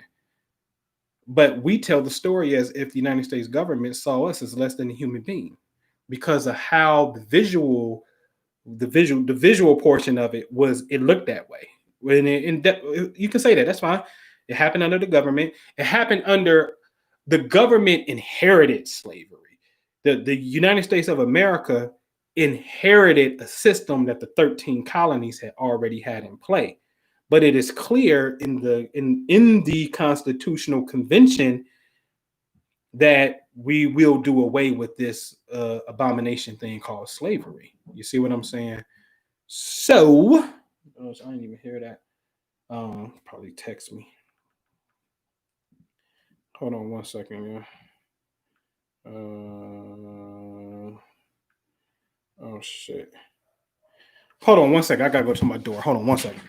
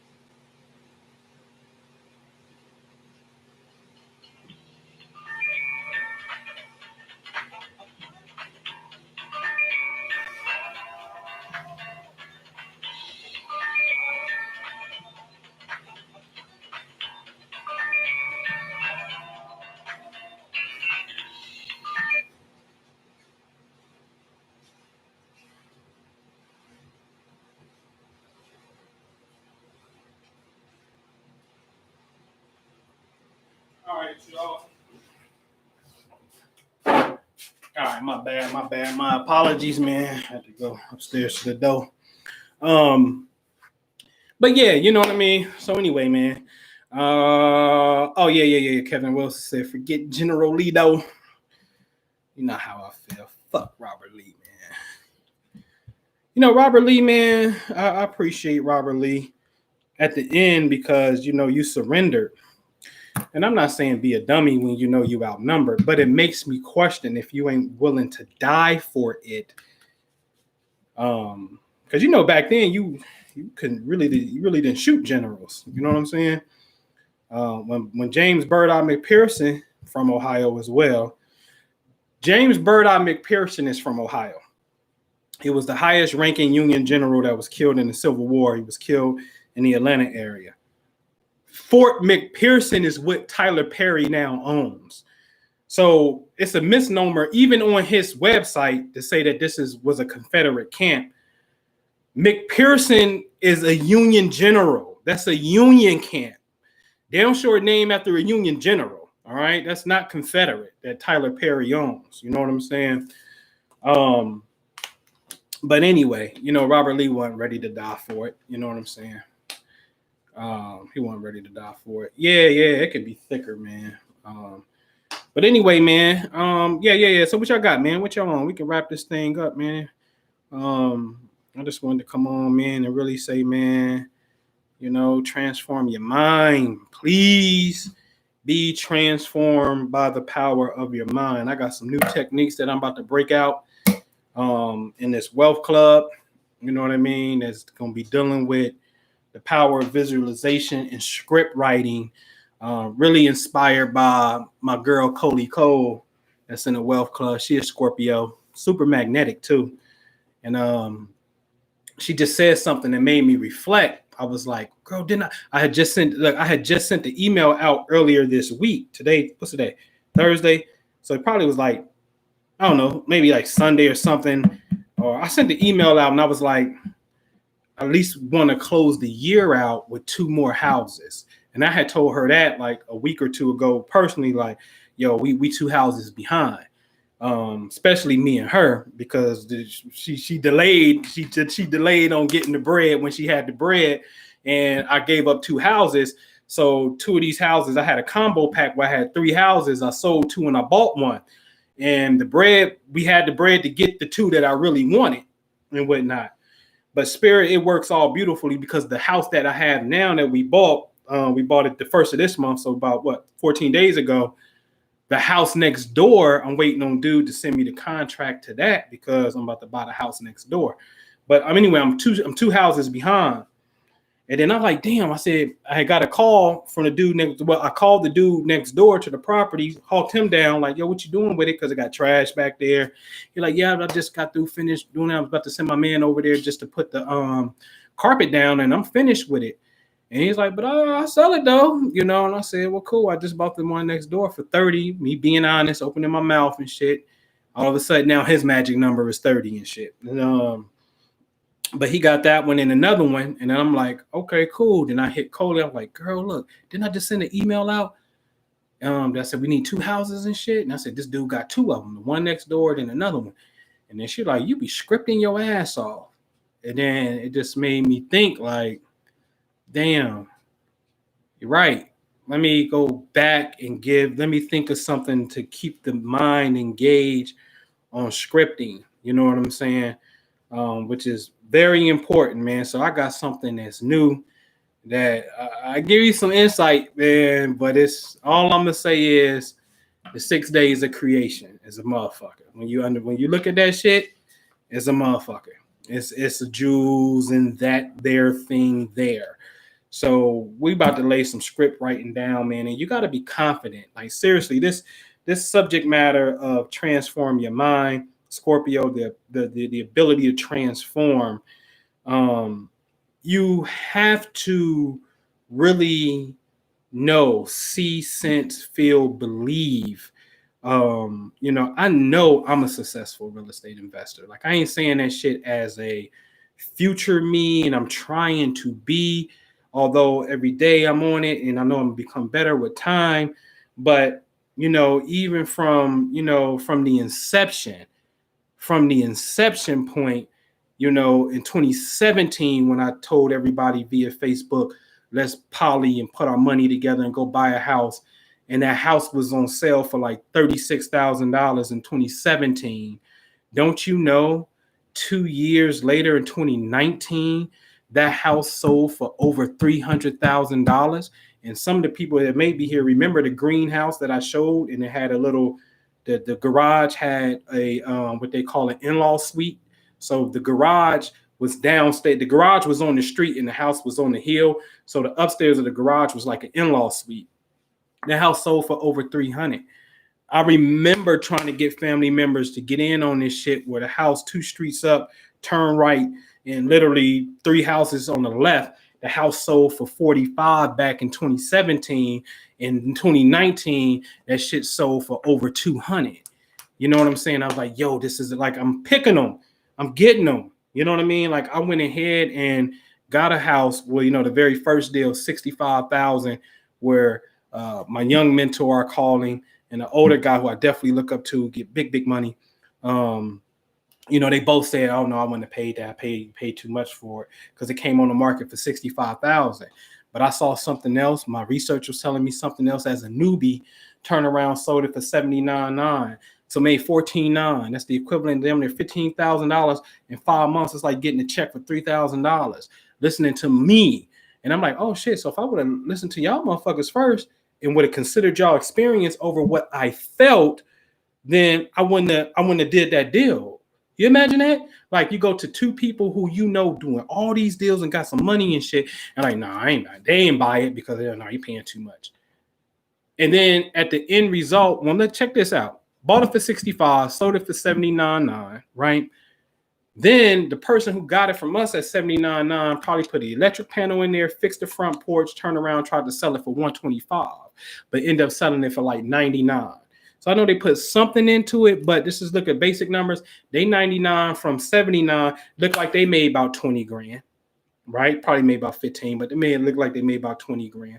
And the person who came and got it at 99 ended up selling it for 240, but they end up having to put all the work into it though. You know what I'm saying? Which cost them a little over 100K. You know what I mean? But the house ended up selling for 240, and you tell me when I got it at 65 is too much. So that taught me a valuable lesson. Listen to yourself, man. I don't mean I'm gonna be right on everything, but goddamn it, that one taught me listen to your gut. All right. And so you know, anyway, man, you know, that's what we're gonna be doing, man. Script writing and getting that shit in and whatnot, man. And that's what it's about, man. TheProsperityInvestmentGroup.com. Click on that tab, man. Membership, Family Wealth Club. You know what I'm saying? And this ain't like this. I mean, this ain't for the faint-hearted, though. You know what I'm saying? Like,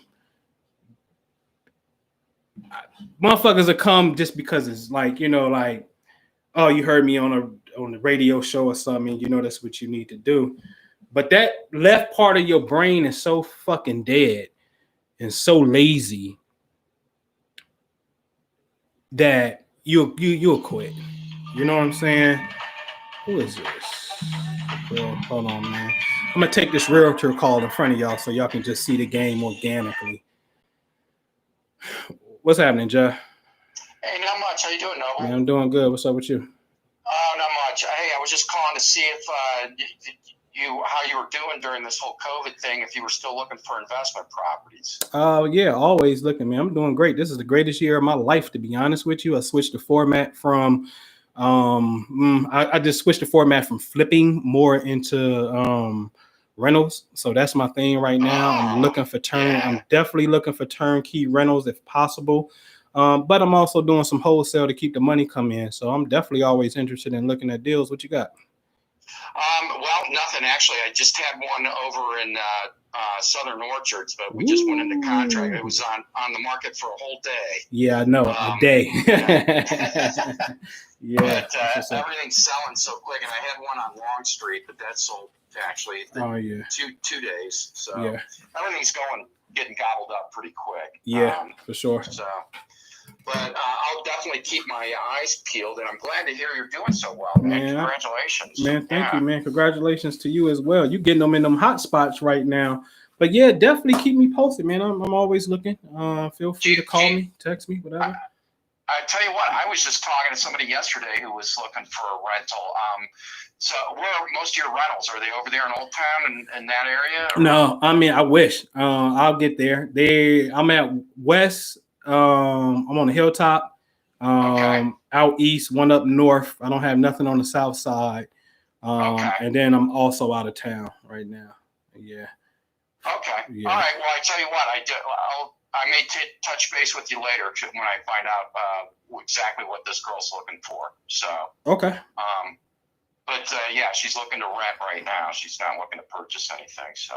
Okay, gotcha. All right. Gotcha. Well, great, man. And if I come across are you looking for multifamily or just? Oh yeah. I can do multifamily as well.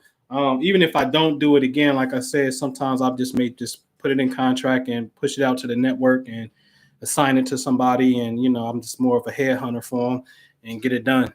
So whatever you got, especially in multifamily, feed them my way. Yeah. Because I do got an LLC partnership with one of my guys. That's all he buys is fourplexes. So, okay. Yep. All right, sounds good then. All right, man. I will let you know if I can run across anything then. Okay, man. Continued success to you, man. Hey, you too, man. Thanks for the call. Oh, no problem. All right. Bye now. All right, y'all. So you just never know how that goes. But see, this one, the point is, like, I know I'm a successful real estate investor, and then somebody's calling me just probing, in a sense, right? We got to be able to put that energy out there, and let's create this synergy amongst each other. So what we do in the Wealth Club, once a month, there's a specific alignment that happens where we have to get into the meditative money game collectively as you see it, and we bring the energy here, right? Here, for sure, here, so it can pump all throughout the veins and everything. So we stay here for a nice little minute. Then we go to the solar plexus, navel, then we go to the base of the spine or sex organ, and then we climb the ladder and come back up and let it ascend. You know what I'm saying? And so every month we do that like clockwork. Now, I bullshit you not. I started looking at the dates that I close deals and start doing things on. Like, what a coincidence now when it comes to like the fall equinox. Like, that's like my zone. Like the fall equinox, I do deals in September. You know what I'm saying? It's like part of my cycle and whatnot. I'm just going back looking at the pattern. And I'm like, oh, so I done went from the spiritual thing on the equinox to materialization and closing deals on equinox and solstice. You know what I'm saying? Like, oh, this is different now. This feels real good. You know what I mean? Versus like, just marrying the two. Marrying the two. You know what I'm saying? Marrying the two is the key. All right. The Chocolate Bay. What up? All right. So yeah, man, get at me, man. Feel free, hit me up, man. You can always reach out to me, man. I ain't hard to find, man. It's all good. You know what I mean? I answer questions and whatnot. But think about the relationships, business and personal, that you or y'all can get together. It's very important. When two agree, it must what? Be. Okay? What can be transformed to create something better is the name of the game. All right. So, man, with that, man, I'm going to leave you guys and girls. Hit me up if you need me. I appreciate you. Peace.